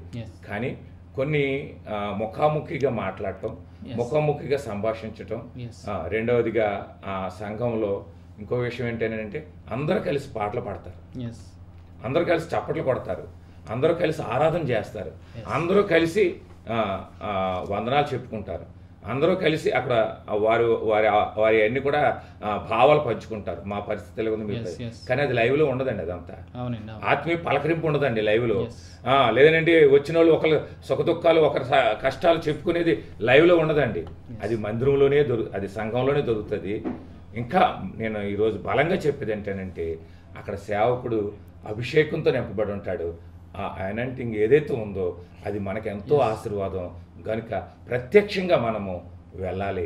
కాని పరిస్థితుల్లో లైవ్లో చెయ్యాలి, కానీ అనుకూల పరిస్థితులు ఉన్నప్పుడు కూడా వెళ్ళకపోవటం అనేది ఒక రకంగా చెప్పాలని అంటే వాడు బతకం అంతే. ఇంకా అంటే అలాగన లేదంటే దీనికి అలవాటు పడిపోయారు కాబట్టి అనుకోవచ్చు అంతే, కానీ వెళ్ళాలండి. దేవుని స్తోత్రమండి. మరి దయచేసి విన్నారు కదా, మరి దేవుడు కూడా చెప్పారు మీరు ఒకరికొకరికి వందన వచనాలు చెప్పుకోమని చెప్పారు. కనుక మనం లైవ్లో ఉంటే అందరూ వందనాలు చెప్పమంటే ఇక్కడ ఇలా ఎమోజీస్ పెట్టొచ్చేమో, కానీ అది అవ్వదండి. లేకపోతే ఇలా థమ్స్ అప్లు చూపించి హల్లెలూయా సింబల్స్ వేయచ్చు. కానీ మందిరానికి వెళ్ళినప్పుడు డైరెక్ట్గా మరి మందిరం వాక్యానుసారంగా మందిరం అన్నా లేకపోతే సంఘం అన్నా సహవాసం కొరకే ఒకరికొకరు క్రైస్తవులుగా కలిసి సహవాసం చేస్తూ దేవుని స్తుతించడానికి. కనుక మరి దైవజనులు మంచి విషయాలు తెలియజేశారు. మందిరానికి వెళ్ళినప్పుడు మనం వందనాలు చెప్పుకుని సహవాసం కలిగి ఉంటాము, కలిసి ప్రార్థన చేస్తాం. అంతేకాకుండా అక్కడ దైవజనుడు ఈ సంఘం అనేది ఏర్పాటు చేసింది కూడా దేవుడే. కనుక దేవుడు ఒకరికి కాపరి బాధ్యత ఇచ్చారు, మీరు వీరిని కాయండి, వీరి కొరకు ప్రార్థన చేయండి అని ఇచ్చిన దేవుడు ఆ దైవజనుడు కూడా అభిషేకిస్తున్నారు. వారికి ఏ సమస్య ఉన్నా ఆ సమస్య కొరకు ప్రార్థన చేయటానికి అక్కడ దైవజనుడు అక్కడ అభిషేకించబడిన దైవజనుడు మందిరంలో ఉంటున్నారు. కనుక మరి ఆ మందిరానికి వెళ్ళినప్పుడు ఆ అభిషేకించబడిన దైవజనులు చెప్పే వాక్యం మనకు ఆశీర్వాదకరంగా ఉంటుంది. అలాగే ఆ దైవజనుడు చేసే ప్రార్థనలు, అలాగే మన వ్యక్తిగతంగా మన కొరకు సహోదరులు మందిరంలో చేసే ప్రార్థనలు అన్నీ కూడా మనకు ఆశీర్వాదకరంగా ఉంటాయి. కనుక మనము తప్పకుండా మరి సర్వీస్కి వెళ్ళాల్సిన అవసరం ఎంతైనా ఉందని తెలియజేశారు. దేవుని స్తోత్రం అండి. ప్రత్యేకమైన వందనాలు మరొకసారి. మరి యూట్యూబ్లో పాస్టర్ జ్యోతిబాబు గారు ప్రైజ్ లార్డ్ తెలియజేశారు. చాలా ప్రత్యేకమైన వందనాలండి పాస్టర్ గారు, చాలా థ్యాంక్స్ అండి. మీరు కామెంట్ చేసినందుకు చాలా ప్రత్యేకమైన మరొకసారి వందనాలు తెలియజేస్తున్నానండి. మరి చాలా గొప్ప దైవజనులు వారు కామెంట్ చేయడం చాలా సంతోషంగా ఉంది.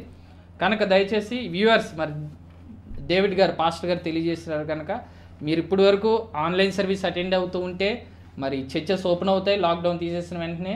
కనుక ఇదే బాగుంది, ఇంట్లో కూర్చుని నన్ను ఎవరు చూడట్లేదు, నేను ఈ వాక్యం విన్నానా లేదని మా పాస్టర్ గారు అడగట్లేదు, ఎందుకు లేట్గా వచ్చావు చర్చికి అని అడిగేవారు లేరు, ఇదే బాగుంది అనుకుని ఆన్లైన్ సర్వీస్లో వాక్యం వింటానని మానేయకండి మందిరానికి వెళ్ళటం. దయచేసి మందిరానికి వెళ్ళవలసిందిగా మరొకసారి మనవి చేస్తున్నాను. మరి బ్రదర్ ఈ విషయంలో మీరు ఏమైనా తెలియజేయాలనుకుంటున్నారా ఆన్లైన్ సర్వీస్ గురించి? పాస్టర్ గారు first of all pastor Jyothibabu గారికి ప్రభువైన యేసుక్రీస్తు నామములో వందనాలండి. గొప్ప దైవజనులు, ఆయన జాయిన్ అవ్వటం చాలా సంతోషకరము. అదేవిధంగా దైవజనులు డేవిడ్ రాజు గారు తెలియజేసినట్టుగా చాలా ఎలా అంటే మనకి తప్పనిసరి పరిస్థితుల్లో దేనికైనా ఆల్టర్నేషన్ ఉంటుంది కదా. ఇప్పుడు మనకి సమాజంగా కూడుకోవటం అనేది గవర్నమెంట్ రెస్ట్రిక్ట్ చేసింది, కుదరదు అని చెప్పింది. పౌలు గారిని కూడా మనం చూస్తాము, ఆయన డైరెక్ట్గా మీట్ అవ్వలేని పరిస్థితుల్లో వారిని బలపరుస్తూ లేఖలు రాశారు. ఇప్పుడు మనం లైవ్ని మనం ఒక లేఖ అనుకోవచ్చు. కానీ పౌలు గారు ఎఫెసీ సంఘం దగ్గర 2 సంవత్సరాలు, అలాగే కొరింథీ సంఘం దగ్గర 2 సంవత్సరాలు, ఇంకా ఎక్కువ కాలం అన్నట్టుగా రోమాలో, అలాగే ఎక్కడికి వెళ్ళినా సరే వారిని తండ్రిలా ఉండి మొదట వారిని కట్టారు, ఆ తర్వాత వారిని బలపరుస్తూ లేఖలు రాశారు. కాబట్టి మనము ఏదైనా మనం ఒక సంఘానికి చెంది, సపోజ్ మా సంఘంలో మేము ఆదివారం లైవ్ ఇస్తున్నాము, మా సంఘ విశ్వాసులైన వారు ఎవరైతే రాలేకపోయారో, నేను నా వ్యక్తిగతంగా నేనే రాలేకపోయాను, సో నేనే లైవ్లో ఎక్కిపించాను ఈరోజు. కాబట్టి మనము ఒక సంఘానికి చెందినప్పుడు అక్కడికి మనకి భౌతికంగా అక్కడికి చేరడానికి కుదరని పరిస్థితుల్లో లైవ్లో ఎక్కిపించడం ఓకే. ఈ లోకంలో ఎలా ఉందంటే అసలు కంటే కొసరు ముద్దు అని ఒక సామెత ఉంది లోకంలో. కాబట్టి అసలు వదిలిపెట్టేసి మనం కొసరు కోరుకోకూడదు, అసలు నుంచే కొసరు వస్తుంది. అంటే మనము డైరెక్ట్గా ఒక సంఘానికి చెందినప్పుడు ఆ సంఘానికి వెళ్ళటం కుదరనప్పుడు అప్పుడు మనం లైవ్లో ఎక్కిపించవచ్చు. కానీ సంఘం అనేది దేవుని ఏమనాలంటే దేవుని పరలోకం యొక్క నమూనా. ఈ లోకంలో సంతోషించడానికి అవ్వచ్చు, లేకపోతే దేవుని క్రీస్తు శరీరం సమాజంగా కూడటం అనేది అది లోకంలో ఒక గొప్ప భాగ్యం అనమాట. మనము సమాజంగా కూడకపోతే కనుక మనం ఈ లోకంలో అపవాది ఇందాక మొదట్లోనే చూసినట్టుగా ఇద్దరు కూడి ఉంటే కనుక వారి మీద ఎవరైనా దాడి చేస్తే వారు ఎదిరిస్తారు. ఒక్కడే ఉంటే కనుక అతన్ని ఓడిపోతాడు. అలాగే సంఘముగా కూడటం అనేది అసలు దాంతో పోల్చలేము. యేసుక్రీస్తు ప్రభువారు చెప్పారు, పాతాళం ఒక ద్వారం దాని ఎదుట నిలవలేవు, సంఘం ఎదుట నిలవలేవు. కాబట్టి అలాంటి షీల్డ్లో మనం ఉంటామన్నమాట. మనము ప్రాకారం కలిగిన ఒక పట్టణానికి చెందామనుకోండి, ఆ ప్రాకారంలోంచి మనం తలుపు తీసుకుని బయటకు వెళ్ళిపోయాం అనుకోండి, వెంటనే చచ్చిపోతాం. కానీ ప్రాకారం గల కోట లోపల ఉన్నట్టు అనమాట సంఘంకి చెందితే. కాబట్టి మనము ఖచ్చితంగా సంఘానికి చెందాలి. ఇంకా అందులో ఎటువంటి అనుమానం లేదు. కుదరకపోతే కనుక మనము ఏదైనా ఒక వేరే ఊరికి వెళ్ళాల్సి వచ్చినప్పుడు అక్కడ నుంచి లైవ్లో ఎక్కిపించవచ్చు. ఇన్ కేస్ అక్కడికే ఒకవేళ జాబ్కి షిఫ్ట్ అయిపోతే ఆ దైవజనుడి సలహాతో మన కాపరి, మన దైవజనుడు అయిన వారు ఆయన సలహాతో ఎక్కడికి వెళ్ళమంటారంటే ఆత్మీయ దైవజనులకి ఇంకొక దగ్గరికి నడిపించవచ్చు. వారు కొంతకాలం అక్కడ ఉన్నా మళ్ళీ తిరిగి వచ్చినప్పుడు తండ్రి మట్టికి ఒకరే. బోధకులు అనేకులు ఉండొచ్చు, ఉపదేశకులు అనేకులు ఉండొచ్చు, కానీ 10,000 మంది ఉన్న వాక్యం చెప్తుంది, తండ్రి మాత్రం అక్కడే. అనగా మనల్ని ఎవరైతే రక్షించడానికి మొదటగా మనకు స్వార్థను ప్రకటించి నడిపించారో వారి దగ్గర మట్టుకు మనం ఉండాలి, సొంత ఇంట్లో ఉన్నట్టు అనమాట. అది చాలా ఇంపార్టెంట్ అండి. అలాగే పాస్టర్ జ్యోతిబాబు గారు తెలియజేశారు. Very relevant topic, needful topic అని, చాలా అవసరమైన టాపిక్. ఇప్పుడు ఇది చాలా అందరికీ అవసరమైన టాపిక్ అని తెలియజేశారు. ఈ బైబిల్ ఈ డిస్కషన్ చాలా అవసరమని తెలియజేశారు. చాలా ప్రత్యేకమైన వందనాలు. మరి దైవజనులు జ్యోతిబాబు గారు చాలా అనుభవం కలిగిన దైవజనులు, చాలా గొప్ప దైవజనులు. వారు ప్రేమపూర్వకంగా మమ్మల్ని ప్రేమించి కామెంట్ చేయడం బట్టి ఆ దేవాదేవుని స్తుతిస్తాం. చాలా ప్రత్యేకమైన వందనాలండి. అలాగే పాస్టర్ గారు కూడా ఇంతకుముందు ఒకసారి మేము డిస్కస్ చేసుకున్నప్పుడు ఆ పాస్టర్ గారు కూడా మనతో ఇలా ఏకీభించాలని మేము కోరుకున్నాము. అయితే ఇప్పుడు పరిస్థితుల్లో ఈ లాక్డౌన్ ఈ పరిస్థితుల్లో కుదరలేదు. తప్పకుండా దేవుని కోరుకుంటున్నాము. అలాగే దైవజనులు కూడా మనతో ఇలాగ కొన్ని విలువైన విషయాలు పంచుకుంటారని, ఆ రోజు ప్రభు చిత్తంలో త్వరగానే జరుగుతుందని మేము ఆశిస్తున్నాము. ప్రైజ్ ది లార్డ్ అండి పాస్టర్ గారు. Thank you pastor, thank you. మరి పాస్టర్ జ్యోతిబాబు గారు మరి మార్క్ 317 అని ఇప్పుడు యూట్యూబ్ ఛానల్లో లైవ్ వస్తుంది కదండి. ఈ యూట్యూబ్ ఛానల్లోనే పాస్టర్ గారు ఇంటర్వ్యూ ఉందండి. మరి వారి అనుభవాలు, వారి లోతైన అనుభవాలు అందులో తెలియజేశారు. మార్క్ 317 అనే యూట్యూబ్ ఛానల్లో మరి ఇంటర్వ్యూ విత్ జ్యోతిబాబు గారిని ఇంటర్వ్యూ ఉంది. దయచేసి ఈ లైవ్ అయిపోయిన తర్వాత మీరు ఇంకా ఎవరైనా ఆ ఇంటర్వ్యూ చూడకపోతే దయచేసి ఆ ఇంటర్వ్యూ కూడా చూడవలసిందిగా మనవి చేస్తున్నాను. ఎంతో లోతైన సత్యాలు ఆ ఇంటర్వ్యూ ద్వారా మనం బలపడటం జరుగుతుంది కనుక అది కూడా ఒకసారి వీక్షించవలసిందిగా మనవి చేస్తున్నాను. మరొకసారి ప్రత్యేకమైన వందనాలండి. మరి చక్కని మంచి విషయాలు తెలియజేశారు బ్రదర్. ఒక మంచి పాయింట్, చాలా మంచి పాయింట్ రేస్ చేశారు. ఎలాగైతే ఇప్పుడు లైవ్ పరిస్థితుల రీత్యా లైవ్ జరుగుతుంది, సంఘంలో కూడుకోవడం జరగట్లేదు కనుక, అదే రీతిగా మరి బైబిల్లో పౌలు వెళ్ళలేని పరిస్థితుల్లో లేఖలు రాశారు, లెటర్స్ రాసి బలపరిచారు. అలాగే ఇప్పుడు లైవ్స్లో బలపరుస్తున్నారు. కానీ లెటర్స్ రాసినా కూడా నేను వచ్చి మిమ్మల్ని కలుస్తాను అని మెన్షన్ చేసి, నేను వచ్చినప్పుడు మీరు జాగ్రత్తగా ఉండండి, నేను మిమ్మల్ని వచ్చినప్పుడు మీరు దుఃఖాన్ని కలిగజేయకుండా మిమ్మల్ని చూసి సంతోషించే విధంగా మీరు ఉండండి నేను లేఖల్లో వారిని బలపరచడం, నేను ప్రత్యక్షంగా వచ్చి మిమ్మల్ని కలవాలని ఆశపడుతున్నాను అని చెప్పడం, అలాగే వరాలతో మిమ్మల్ని ప్రత్యేకంగా వచ్చి నింపాలని ఆశపడుతున్నానని ఆయన పత్రికలో తెలియజేయడం జరిగింది. కనుక అక్కడ అది మనం ఇక్కడ సాదృశ్యంగా తీసుకున్నట్లయితే మనం లైవ్లో ఇప్పుడు వాక్యం వింటున్నప్పటికీ కూడా మరి సంఘాల్లోకి వెళ్ళటం ఎంతైనా అవసరమని మనకి అర్థమవుతుంది. చాలా ఇంపార్టేషన్. ఎస్, చాలా ప్రత్యేకమైన వందనాలని. ఇంపార్టేషన్, మరి ఇంపార్టేషన్ అంటే మరి చాలామందికి అర్థమవుద్దో లేదో, కాకపోతే ఏంటంటే మరి బ్రదర్ మీరు చెప్పండి వారికి ఇంకా బాగా అర్థమవుతుంది. రోమీయులకు రాసిన పత్రికలో ఒక విషయం ఉంటుంది, నేను మీ దగ్గరకు వచ్చినప్పుడు ఆత్మ సంబంధమైన వరం ఏదైనా మీకు ఇవ్వాలని, మిమ్మల్ని కలవాలని నేను కోరుకుంటున్నాను, కానీ ఆటంకపరచబడ్డాను, మిమ్మల్ని కలవటం కోసం ఇష్టపడుతున్నానని మనం రోమీయులకు రాసిన పత్రికలో మనం చూస్తాం. ఇంపార్టేషన్ అంటే ఏంటంటే అపోస్తలుల యొక్క క్రమము, అపోస్తలుల తల మీద చేతులించినప్పుడు, అలాగే మన తిమోతి రాసిన పత్రికలో మనం చూస్తాము పెద్దల హస్తనిక్షేపణము చేత హస్తనిక్షేపం మూలంగా నీలో ఉన్న వరము, అనగా పెద్దల హస్తనిక్షేపణ చేస్తే మనలో వరాలు వస్తాయండి. దాన్ని ఇంపార్టేషన్ అంటారు. ఒక గొప్ప దైవజనులు ఉన్నారనుకోండి, వారు ఒక వరముతో నింపబడింది, ఒక అభిషేకంతో ఉన్నారనుకోండి, వారు మనల్ని ప్రేమించి మన కోసం మన మీద చేతులుంచి వారు ప్రార్థన చేసినప్పుడు వారిలో ఉన్న అభిషేకము, వారిలో కార్యసాధకమవుతున్న వరములు మనలో కూడా ప్రవహిస్తాయి. అది ఎలా అంటే కరెంట్ ఎప్పుడైతే ఒకరి నుంచి ఒకరికి ఎలా ప్రవహిస్తుందో అలాగా అభిషేకము ఒకరి నుంచి ఒకరికి ప్రవహిస్తుంది. అది మనకి ఈ విధంగా సాధ్యం కాదు కదండి లైవ్లో. ఎప్పుడైతే పెద్దల హస్తనిక్షేపం చేసినప్పుడు డైరెక్ట్గానే అది సాధ్యం. కాబట్టి అది కూడా చాలా ప్రాముఖ్యమైన విషయం అండి. చాలా మంచి విషయం తెలియజేశారండి. మీలో మరి ఇది కొంచెం అర్థం అవ్వాలంటే కొంచెం విశ్వాస జీవితంలో ఉన్న వారికి కొంచెం ఈజీగా అర్థమవుద్ది.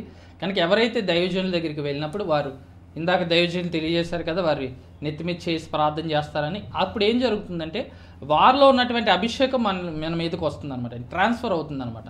అభిషేకం మనల్ని ఏం చేస్తుందంటే మనం ఈ లోకంలో విశ్వాస జీవితంలో ఉండడానికి మనల్ని బలపరుస్తుంది.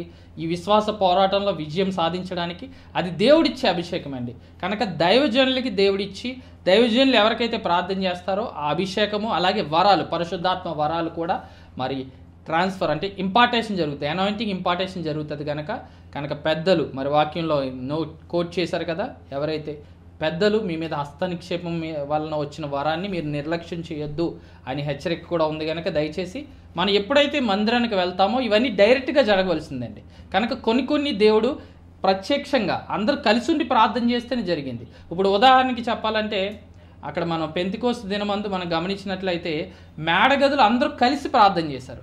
మనందరూ ఎక్కడున్నా మనసులు ఏకాత్మ ఏక మనసే కదా, మీరు ఇక్కడ ఉండండి నేను వేరే ఉండి ప్రార్థన చేస్తానని ఒక్కొక్క చోట ఉండి అందరూ ఒకే టైంకి ప్రార్థన చేయలేదు. మనం గమనిద్దాం, అందరూ కలిసి ఒకే రూమ్లో ఉండి ప్రార్థన చేస్తారు. అప్పుడు మనం గమనించవచ్చు పరిశుద్ధాత్మ దేవుని అభిషేకం అక్కడ కొమ్మరించబడటం మనం చూడవచ్చు. అలాగే మందిరంలో మనం ఒకే చోట కూడి ఏకాత్మ ఏక మనసుతో కలిసి ప్రార్థన చేసినప్పుడు అటువంటి అభిషేకం మనం అనుభవిస్తాం. అలాగే దైవజనులు వచ్చి మన దగ్గరికి వచ్చి వారు ప్రత్యక్షంగా ప్రార్థన చేసినప్పుడు కూడా ఆ అభిషేకాన్ని మనం పొందుకుంటూ ఆ అభిషేకాన్ని మనం అనుభవించగలుగుతాం. దేవుని స్తోత్రం. మంచి విషయాలు తెలియజేస్తాం. మరొకసారి మరి డేవిడ్ గారికి అలాగే కిషోర్ గారికి కూడా ప్రత్యేకమైన వందనాలు తెలియజేస్తున్నాను. మరి ఇన్స్టాగ్రామ్లో చిట్టి గారు, పాస్టర్ గారు మా హృదయపూర్వక వందనాలు మీకు అని తెలియజేశారు. చాలా ప్రత్యేకమైన వందనాలండి. దేవుని స్తోత్రం. అలాగే నవ్య సిస్టర్ మీ ప్రేయర్ రిక్వెస్ట్ చూసాం, మీ కొరకు మేము తప్పకుండా ప్రార్థన చేస్తామండి. మరి పాస్టర్ గారు ఇంకొకటి డౌట్ ఏంటంటే అండి, ఇవన్నీ అంటే ఆల్మోస్ట్ మీరు అన్నీ కవర్ చేస్తారు.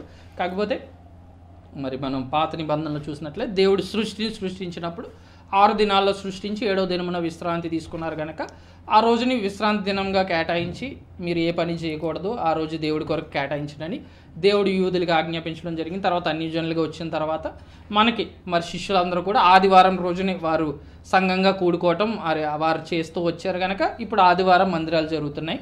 కనుక ఒక రోజు అంటే 6 రోజులు కష్టపడి ఏదో ఒక రోజు, అంటే ఉదాహరణకి ఇండియాలో సండే హాలిడే, ఇప్పుడు కువైట్ లేకపోతే ఖత్తర్ వెళ్ళిన వారు ఉంటే వారికి ఫ్రైడే హాలిడే ఉంటుంది. కనుక వారు ఫ్రైడే చర్చిలో కూడుకుంటారు. కనుక అది ఏ రోజు అని 6 రోజులు కష్టపడతారు. ఒక రోజు అంటే రోజు ముఖ్యం కాదు కానీ ప్రభువే ముఖ్యం. కనుక అది కొంతమంది ఇతర దేశాల్లో శుక్రవారం కూడుకుంటారు, మన దేశంలో ఆదివారం, అలాగే ఇతర దేశాల్లో ఏదో ఒక రోజు అవ్వచ్చు. అంటే 6 డేస్ కష్టపడి ఒక రోజు మొత్తం దేవుడికి కేటాయించి ప్రత్యేకంగా గడపమని దేవుడు చెప్పారు. కాకపోతే ఆ రోజంతా కూడా మనం చర్చిలో ఉన్నాం, ఎలాగో 3 అవర్స్ 4 అవర్స్ ఉంటాం. కనుక 6 రోజులు కష్టపడి ఒక రోజు దేవుడికి ప్రత్యేకంగా కేటాయించి ఆ రోజంతా ప్రార్థన చేయడం వల్ల వచ్చే ఆశీర్వాదం ఏంటండి పాస్టర్ గారు? అది ఒకసారి వ్యూవర్స్కి చెప్తే వారికి ఇంకా బాగా అర్థమయ్యి సీరియస్గా ఆదివారం రోజు ప్రార్థన పూర్వకంగా ఉంటారని ఆశిస్తున్నాం. ఒక రోజంతా మనం దేవుని సన్నిధిలో గడిపితే వచ్చే ఆశీర్వాదం నేను ఖచ్చితంగా దేవుని వాక్యం చెప్తుంది. దేవుని మందిరంలో ఒక దినం గడిపితే అవి 1000 దినముల కంటే శ్రేష్టము అని దేవుని వాక్యం సెలవిస్తూ ఉందండి. ఒక్క దినము మేము సేవలోకి వచ్చిన తొలి దినాల్లో 12 గంటలు 24 గంటలు ఒకేసారి దేవుని సన్నిధిలో గడపాలన్న ఆ కాన్సెప్ట్ని పెట్టుకుని దేవుని సన్నిధిలో ప్రార్థన చేస్తే దేవుడు ఎన్నో దర్శనాలు లేదంటే ఎన్నో విషయాలు దేవుడు తెలియచేస్తాడండి. అయితే ఒక్క విషయం చెప్తానండి, మనం రోజుకు ప్రాధాన్యత ఇవ్వద్దు, డేట్కి ప్రాధాన్యత ఇవ్వద్దు. ప్రభు ఆ డేట్ని పుట్టుంటే ఆ డేట్కి పూజ చేసేవారండి అందరూ కూడా. అందుకనే డేట్ లేదు, కానీ మనకు ప్రభువే ముఖ్యం. సోమవారం నుండి మరి ఆదివారం వరకు ఈ వారం అంతా కూడా 7 రోజులు ఏదైతే ఉందో వారి ప్రాంతాల్లో వారికున్న అనుభవాలను బట్టి, మరి ముఖ్యంగా మనకి సండే సెలవు వచ్చింది, వర్షిప్ జరుగుతూ ఉంది. అలాగని శుక్రవారం వర్షిప్ జరిగిన వాళ్ళకి అద్భుతాలు జరగట్లేదా? శనివారం ప్రార్థన చేసిన వాళ్ళకి అద్భుతాలు జరగట్లేదా? మరి అని అంటే అందుకని రోజుకి కాదైనా ఆయన ఆ రోజును మనం ఆరాధించకూడదు, ప్రభునే మనం ఆరాధించాలి. ప్రభువే మనకు మెయిన్ టార్గెట్, ఆయన ఆరాధించాలి. రెండవది ఎక్కువగా 24 hours ఆయన సన్నిధిలో మనము జరిగే అనుభవం ఏంటనంటే, ఒకరోజు నేను 24 గంటలు దేవుని స్తుతించాలనుకున్నానండి. మందిరంలో గడపటం కాదు, కానీ ఏసు రక్తమై జయం అని ఒక స్తుతి నైవేద్యంగా నేను పెట్టుకుని 24 hours నేను దేవుని స్తుతించానండి. అప్పుడు దేవుడు నాకు ఒక ప్రత్యక్షత ఇచ్చాడు. నేను నడుచుకుంటూ వెళ్తూ ఉన్నాను, రోడ్డు అమ్మట ఒక దర్శనం అనమాట అండి. నేను నడుచుకుంటూ వెళ్తూ ఉన్నాను. నడువంగిపోయిన వాళ్ళు నిటారుగా నిలబడ్డారు, గుడ్డివారు చూడటం మొదలుపెట్టారు, మగవారు మాట్లాడటం మొదలుపెట్టారు. అంటే నేను వాళ్ళు రోడ్డు అంటూ వెళ్తుంటే వాళ్ళని దాటుకుని పక్క నుంచి వెళ్ళిపోయానండి. వెళ్ళిపోతే నేను వాళ్ళని దాటి ఎదరికెళ్ళేటప్పటికి వీళ్ళందరికీ కూడా అద్భుతాలు జరిగినాయండి. దేవుడు ఆ గొప్ప ప్రత్యక్షతని దేవుడు నాకు తెలియచేశాడు. ఈ మధ్యనే ఒక సహోదరి ఎంతో బలహీనతగా ఉండి గదిలో బాధపడుతూ ఉంటుంటే నేను మా ప్రేయర్ చేయడానికి అక్కడికి ఆ గదిలోకి వెళ్ళాను అన్నమాట. వెళ్ళినప్పుడు వెళ్ళగానే ఆ సహోదరి చెప్పింది ఏంటనంటే, మీరు రాగానే నాకున్న బలహీనత తగ్గిపోయింది మీరు ప్రేయర్ చేయకుండానే. అంటే 24 గంటలు దేవునితో గడపటం వలన గొప్ప అభిషేకాన్ని మనం పొందుకుంటాం. మనం అభిషేకాన్ని పొందుకోవటం వలన జరిగే విషయం ఏంటంటే, మన చుట్టుపక్కల పరిస్థితులు కూడా ఎంతో ఆశీర్వాదకరంగా ఉంటాయి, ఎంతో దీవెనకరంగా ఉంటాయి. మనం అడుగుపెట్టు ప్రతి స్థలము ఆశీర్వాదకరంగా ఉంటుంది. మనం అడుగుపెట్టి ప్రతి స్థలము దేవుడు అద్భుతాలు చేస్తాడు. దురాత్మ సమూహాలని దేవుడు దూరం చేస్తాడండి. అక్కడ కార్యాలు జరుగుతాయి. అవన్నీ కూడా మనం పొందుకోవాలంటే ఎక్కువతో దేవునితో సంబంధం కలిగి ఉండాలి. 24 hours మనం 24 గంటల్లో మనం అంటాం కదండి, దశంభాగం అంటాం కదండి, 2 గంటల 40 నిమిషాలు. అలాంటిది మొత్తం అంతా ఆయనకి ఇస్తే ఇంకా అంతకంటే అద్భుతం ఏముందండి, అంతకంటే ఆశ్చర్యం ఉంది. అందుకని రోజు ముఖ్యం కాదు, డేటు ముఖ్యం కాదు, ప్రభువే ముఖ్యం. ఆయన మన కొరకు ప్రాణం పెట్టాడండి. ఎవరో ప్రాణం పెట్టలేదు, డేట్ పెట్టలేదు, సమయం పెట్టలేదు, రోజు పెట్టలేదు, ఏది పెట్టలేదు. ప్రభు మన కొరకు ప్రాణం పెట్టాడు గనుక మనం ఈ రోజున ఎలాగ సజీవులుగా మనము సేవ చేయగలుగుతున్నాం. గనుక ప్రభు మన కొరకు ప్రాణం పెట్టి ఆయన రక్తాన్ని చిందించి ఆయన పడ్డ శ్రమ ఏదైతే ఉందండి, ఆ ముళ్ళ కిరీటాన్ని పెట్టడం అంటే చిన్న విషయం కాదండి. 72 ముళ్ళు కలిగిన తాలకి ముళ్ళ కిరీటం పెడితే ఆ రక్తము కారుతూ ఉండగా శరీరంలో ఒంట్లో ఉన్న నీరంతా అయిపోయి ఈ నాలుకెళ్ళి పైకి అంగడికి అంటుకుంటూ ఉన్న ఆయన శక్తి తెచ్చుకొని అటువంటి భారం కలిగిన పరిస్థితుల్లో కూడా నీ కొరకు నా కొరకు మాట్లాడాడు. ఆ ప్రభువే ముఖ్యమండి. ఆ ప్రభు అప్పుడు మోకరించమంటే అప్పుడే చేయాలి, అప్పుడు ప్రార్థన చేయమంటే అప్పుడు చేయాలి. ఎందుకంటే ప్రభు మన కొరకు ప్రాణం పెట్టిన ప్రభుకి మన జీవితకాలం రుణపడి ఉండాలి. అంటే చాలామంది అంటారు కదా, మేము పెళ్లి చేసుకున్నప్పుడు మాకు అప్పు ఇచ్చారండి, లేదంటే పెళ్లి చేసుకున్నప్పుడు మాకు సహాయం చేశారండి, మీకు కూడా మేము సహాయం చేస్తామండి అని. అలాగన ఈ లోకంలోనే ఎవరో ఒకరు ఏదో హెల్ప్ చేస్తూ ఉంటుంటే అలాగన సహాయం చేస్తూ ఉంటాడంటే అసలు ఆయన మన ప్రాణాన్ని హెల్ప్ ఆయన ధారబోసి రక్తాన్ని మనం వెలగ చెల్లించి మనల్ని కొని ఇంతగా చేసిన ఆయనకి మన జీవితకాలము ఆయన సేవ చేసిన ఆయన పాదాల దగ్గర పడున్న తక్కువే, చాలా తక్కువనండి, ఖచ్చితంగా నేను చెప్తున్నాను. అందుకని దేవుని వాక్యాన్ని బట్టి నేను చెప్పేది ఏంటంటే 7 days ఉన్నా పర్వాలేదు ఆయన సన్నిధిలో, 24 hours ఉన్నా పర్వాలేదు. ఆ రోజు ఈ రోజు అని కదండి, నిత్యం ఆయన పాదాల దగ్గర గడపటమే మనం నేర్చుకోవాల్సిన ప్రాముఖ్యమైన విషయం అండి. అలా గడిపిన వారు పరలోక దర్శనాలు చూస్తారు, పరలోక అనుభవాలు చూస్తారు.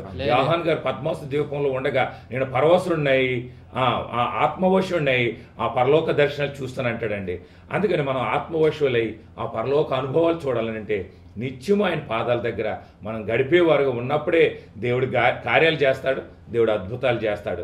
అలాగన రోజులేంటి గంటలేంటి ఆయన ఇచ్చినండి. ఈ నిమిషంలో మనం ప్రాణం తీసుకుంటే ఈ కుర్చీలోనే నేను అలా ఉండిపోతాను అంతే. నన్ను నలుగురు మోసుకుని వెళ్ళి గోతులు కప్పెట్టాలి అది, కానీ నన్ను సజీవుడిగా ఉంచాడనంటే ఆ ప్రభుకు జీవితకాలం రుణపడి జీవితకాలం సేవ చేసి జీవితకాలం ఆయన సన్నిధిలో ప్రార్థించే వ్యక్తులుగా మనం ఉండాలని దేవుని వాక్యం. చాలా మంచి విషయాలు తెలియజేశారండి, చాలా వందనాలండి. మరి దేవుడు మనకి చేసిన దాన్ని బట్టి మనం ఒకరోజు కేటాయిస్తే సరిపోదు. అసలు 7 రోజులు 365 రోజులు కూడా దేవుడి పాదాల దగ్గర కూర్చుని స్తుతించినా కూడా మనం ఆయన రుణం మనము తీర్చలేం. కనుక రోజు ముఖ్యం కాదు, కానీ మనం ఒక రోజు ప్రత్యేకంగా కేటాయించుకుని మందిరానికి వెళ్ళటం, ప్రార్థన చేయటం, ఆయన కృతజ్ఞతాస్తుతులు చెల్లించడం ఎంతైనా అవసరమని చాలా మంచి శ్రేష్టమైన విషయాలు తెలియజేశారు. మరొకసారి ప్రత్యేకమైన వందనాలండి. మరి సునీత గారు ప్రైజ్ లార్డ్ తెలియజేశారు, వందనాలండి. మరి ఇంకొకటి, మరి పాస్టర్ గారు చెప్తున్నారు ఒక దర్శనం వచ్చిందని. మరి దేవుడి సన్నిధిలో వెళ్ళిన తర్వాత దర్శనమే కాకుండా వారు ప్రార్థన చేయకుండా ఆ రూమ్లోకి ఎంటర్ అయిన వెంటనే ఎవరైతే బలహీనంగా ఉన్నారో వారు నాకు స్వస్థత వచ్చిందని తెలియజేశారు. దేవుని స్తోత్రం, హల్లెలూయా. కనుక దేవుని మహిమని మరి మీరు క్యారీ చేశారు కనుక అలా జరిగింది. అలాగే మరి ఎవరైతే దేవుడి సన్నిధిలో ఉంటారో వారు కూడా దేవుని మహిమతో నింపబడతారని పాస్టర్ గారు మరి వారి అనుభవంలోంచి తెలియజేశారు. మరొకసారి ప్రత్యేకమైన వందనాలండి. మరి మన లైటింగ్లో ఉన్నప్పుడు మనం మీద లైటింగ్ ఉంటుందండి. మరి మోషే మనం గమనించినట్లయితే ఆయన దేవుడితో గడిపి కొండ దిగి వచ్చినాయని ఆయన మొహం చూడలేకపోయారు ఆ వెలుగుతో. కనుక ఇప్పుడు మనం ఇంకా అధిక మహిమని మనం దేవుడి సన్నిధిలో ఉన్నప్పుడు మనం క్యారీ చేస్తున్నాం కనుక, తీసుకువెళ్తున్నాం కనుక ఇతరులు మనకు ఆశీర్వదించబడతారని తెలియజేస్తారు. అదే రీతిగా మరి పాస్టర్ గారు చెప్తుంటే ఒక ఉదాహరణ గుర్తొచ్చింది. క్రైస్ట్ అంటే అనాయింటెడ్ వన్ అండి అని అర్థము. క్రైస్ట్ అంటే క్రీస్తు అంటే అభిషేకించబడిన వాడని. కనుక మనం ఒక సెంట్ రాసుకుంటే మనకి, నేను సెంట్ రాసుకున్నానంటే నా ఒక్కడికే వాసన వస్తుంది, అందరికీ వస్తుంది. అలాగే యేసు ప్రభుతో మనం అనాయింటెడ్ అంటే, అనాయింటింగ్ అంటే రప్చర్ అంటారండి ఇంగ్లీష్లో, మీనింగ్ రబ్ చేయబడటం. కనుక మనం ఎప్పుడైతే దేవుడి సన్నిధిలో ఉంటామో మనం అనాయింటింగ్ చేయబడటం అంటే దేవుని యొక్క మహిమతో రబ్ చేయబడుతున్నాం. ఎలాగైతే సెంట్ మనం రాసుకున్న ఇతరులకు వాసన వస్తుందో, అలాగే దేవుడి సన్నిధిలో మనం గడిపి బయటికి వెళ్ళినప్పుడు ఇతరులకి ఆ అనాయింటింగ్ అనేది ఆశీర్వాదకరంగా ఉంటుంది. దేవుని స్తోత్రం, హల్లెలూయా.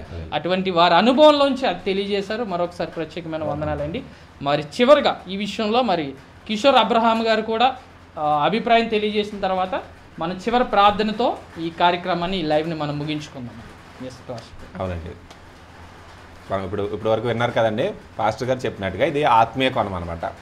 దేవుడితో ఆయన చేసిన త్యాగమును బట్టి ఆయనతో ఇంకా మనం జీవితకాలం అంతా ఆయన సన్నిధిలో ఉన్నా సరే మనము ఆయన రుణాన్ని తీర్చుకోలేదు. ఎందుకంటే ఎప్పుడైతే మనం పాపాలతో చనిపోయి ఉన్నామో క్రీస్తు మనల్ని బ్రతికించారు. చనిపోయిన మనం బ్రతికాం. సో ఇంకా మన జీవితం అంతా ఆయనకి చెందాలి. ఇది ఆత్మీయ కోణం. అయితే ధర్మశాస్త్రానుసారంగా మనం చూసినప్పుడు శరీరానికి కూడా విశ్రాంతి అవసరం. ఎందుకంటే ఇందులో సైన్స్ కూడా ఇమిడి ఉంది. ధర్మశాస్త్రం అనగా చెప్పాలంటే ఒక లవ్ లెటర్ లాంటిది అనమాట, దేవుని ప్రేమలేఖ లాంటిది అనమాట. ఇప్పుడు మనం చూస్తాము విశ్రాంతి దినం, యేసుక్రీస్తు ప్రభువు చెప్తారు విశ్రాంతి దినం కోసం మనుషులు కాదు కానీ మనుషుల కోసమే విశ్రాంతి దినము. సో ఇక్కడ విశ్రాంతి దినం ఎందుకు అవసరం అంటే లోకంలో కొన్ని రీసెర్చ్లు, కొన్ని స్టడీస్ చేశారు. ఎవరైతే కనుక ఒక్క దినము వారానికి కూడా విశ్రాంతి తీసుకోకుండా వాళ్ళు ప్రతిరోజు పని చేస్తూ ఉన్నారంటే కనుక వాళ్ళు యావరేజ్గా 40 సంవత్సరాల నుంచి 50 సంవత్సరాల మధ్యలో చనిపోతారు అనేది ఒక ప్రూవెన్ స్టడీ అనమాట. మనం ఫుట్బాల్ ప్లేయర్స్ని మనం చూస్తాం. వారు పరుగు పెడుతూ ఉంటారు 90 నిమిషాల పాటు. యావరేజ్గా వారు 40 కిలోమీటర్ల వరకు పరుగు పెడతారని, లేకపోతే కొన్ని కిలోమీటర్స్ అలా పరుగు పెడుతూనే ఉంటారు. సో వారి హార్ట్ స్పీడ్ పెరుగుతుంది, శారీరకంగా శ్రమ పడతారు. సో వారి లైఫ్ స్పాన్ తగ్గిపోద్ది. వారు అందరిలా కాకుండా చాలా తక్కువ సమయానికి చనిపోతారని, మ్యాక్సిమం ఎక్కువ కాలం ఫుట్బాల్ ప్లేయర్ బాగా ఎక్కువ కాలం బతికితే 50 సంవత్సరాలని యూరోపియన్ కంట్రీస్లో వారు స్టడీస్ చేశారు. సో శరీరానికి విశ్రాంతి అవసరం. మనం ధర్మశాస్త్రం చూసినప్పుడు ఎన్నో విషయాలు ఉంటాయి. హైజీన్ గురించి, పరిశుభ్రత గురించి ఉంటాయి. చేతులు కడుక్కోవాలి, కాళ్ళు కడుక్కోవాలి. ఇవన్నీ కూడా మనము శారీరకంగా ఆరోగ్యవంతంగా జీవించడానికి ప్రూవెన్ మెథడ్స్ అనమాట. ఇప్పటికి కూడా మనం కరోనా వచ్చిన తర్వాత మనం చేతులు కడుక్కోవాలి అనేది ఇప్పటికి వచ్చింది.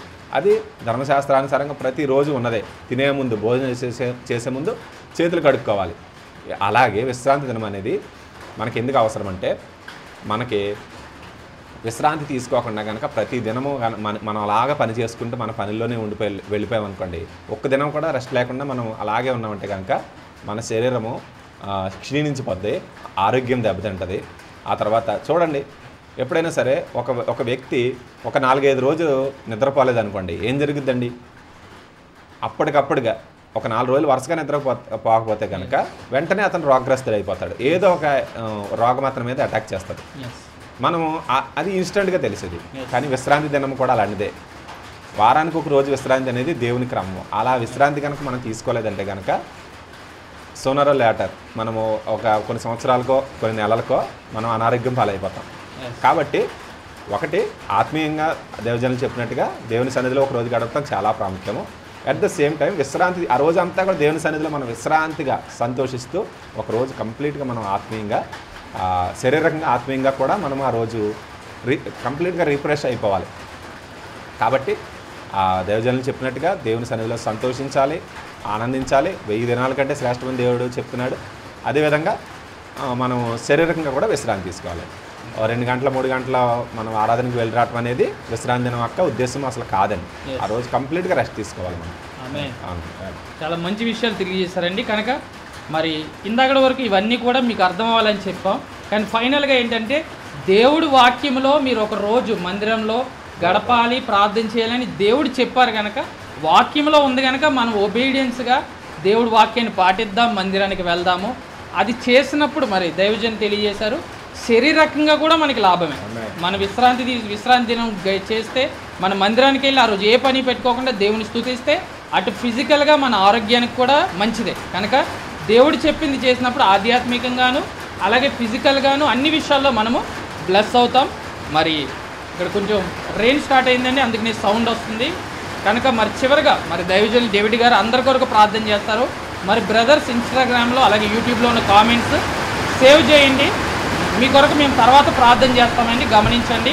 మీ కొరకు లైవ్లో ప్రార్థన చేయలేదని మీరు అనుకోవద్దు. మీ కొరకు మేము తర్వాత ప్రార్థన చేస్తాం. ఇక్కడ వర్షం వస్తుంది కనుక సౌండ్ డిస్టర్బెన్స్గా ఉందండి. మరి చివరిగా డేవిడ్ గారు, పాస్టర్ గారు అందరి కొరకు ప్రార్థన చేసి ఆశీర్వాదం ఇస్తారు. దాని తర్వాత మనం ఈ లైవ్ సెక్షన్ని ముగించుకుందాం. మహాపరిశుడును మా పరమ తండ్రి అయిన మా గొప్ప దేవ యేసయ్య నీకు వందనాలు. ఇంతవరకు అనేక విషయాలు ఇదిగోనైనా మరి బిడ్డలు వినటానికి మీ కృపను అనుగ్రహించారు. ఎవరైతే ఈ ఆత్మ సత్యాలు ఇవి విన్నారో వాళ్ళందరూ హృదయాల్లో గొప్ప కార్యము జరుగును గాకని ప్రార్థన చేస్తున్నాను. ఈ లైవ్లో ఎందరైతే వీక్షించారో వారందరి జీవితాల్లో ఒక గొప్ప అద్భుతం జరుగును గాకని ప్రార్థన చేస్తున్నాను. మరి ముఖ్యంగా లైవ్లో చాలామంది ప్రార్థన అవసరతలు కోరి ఉన్నారు నాయనా, వారందరి జీవితాల్లో ఒక అద్భుతం జరుగును గాక. బలహీనులైతే బలపరచబడును గాక, అనారోగ్యంగా ఉంటే ఇప్పుడే వారికి ఆరోగ్యం కలుగును గాక, ఆశీర్వాదం కలుగును గాక, దీవెనలు కలుగును గాక. ఇదిగోనైనా ఒకవేళ ఏదైనా సమస్యలతో వారు ఉంటే ఇప్పుడే వారి సమస్యల నుండి వారికి విడుదల కలుగును గాక. అలాగే లైవ్లో ఎంతమంది అయితే వీక్షించారో అందరినీ కూడా మీరు దీవించండి. అలాగే లైవ్లో ఉన్న నీ సేవకులు ఎలజా గారిని, కిషోర్ అబ్రహాం గారిని, అలాగే నన్ను మీరు దీవించమని అడుగుతున్నాను. ఇంకనూ ఏ విషయాల కొరకైతే నీ బిడ్డలు ఎదురు చూస్తున్నారు అందరి జీవితాల్లో అనేకమైన కార్యాలు త్వరలో మా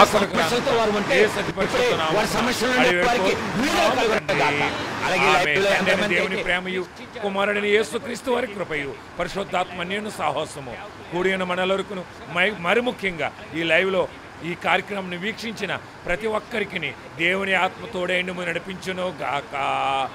ఆమేన్, ఆమేన్, ఆమేన్. మరి ప్రైజ్ లాట్ అండి. మరి ఇంకా మీరు ఈ సబ్స్క్రైబ్ చేసుకోకపోతే మార్క్ 317 అనే యూట్యూబ్ ఛానల్ ఉంది, సబ్స్క్రైబ్ చేసుకోండి. ఇన్స్టాగ్రామ్ ని ఫాలో అవ్వండి. టీసీసీ యూట్యూబ్ ఛానల్ ఉంది, సబ్స్క్రైబ్ అవ్వండి.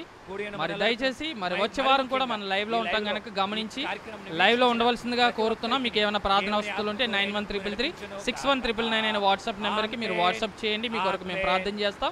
మరి ఇప్పుడు ఎవరైతే లైవ్ లో ప్రేయర్ రిక్వెస్ట్లు అడిగారో ఇప్పుడు ఈ లైవ్ అయిపోయిన వెంటనే మీ కొరకు మేము ప్రార్థన చేస్తామండి. మరి ఆ విషయం కూడా గమనించండి. మరి ప్రభు చిత్తమైతే మళ్ళీ కలుసుకుందాం. అందరికీ ప్రత్యేకమైన వందనాలండి. మేమందరికీ సమాధానం కలిగిన గాక. దేవుడు మన అందరినీ దీవించి ఆశీర్వదించిన గాక. ఆమేన్.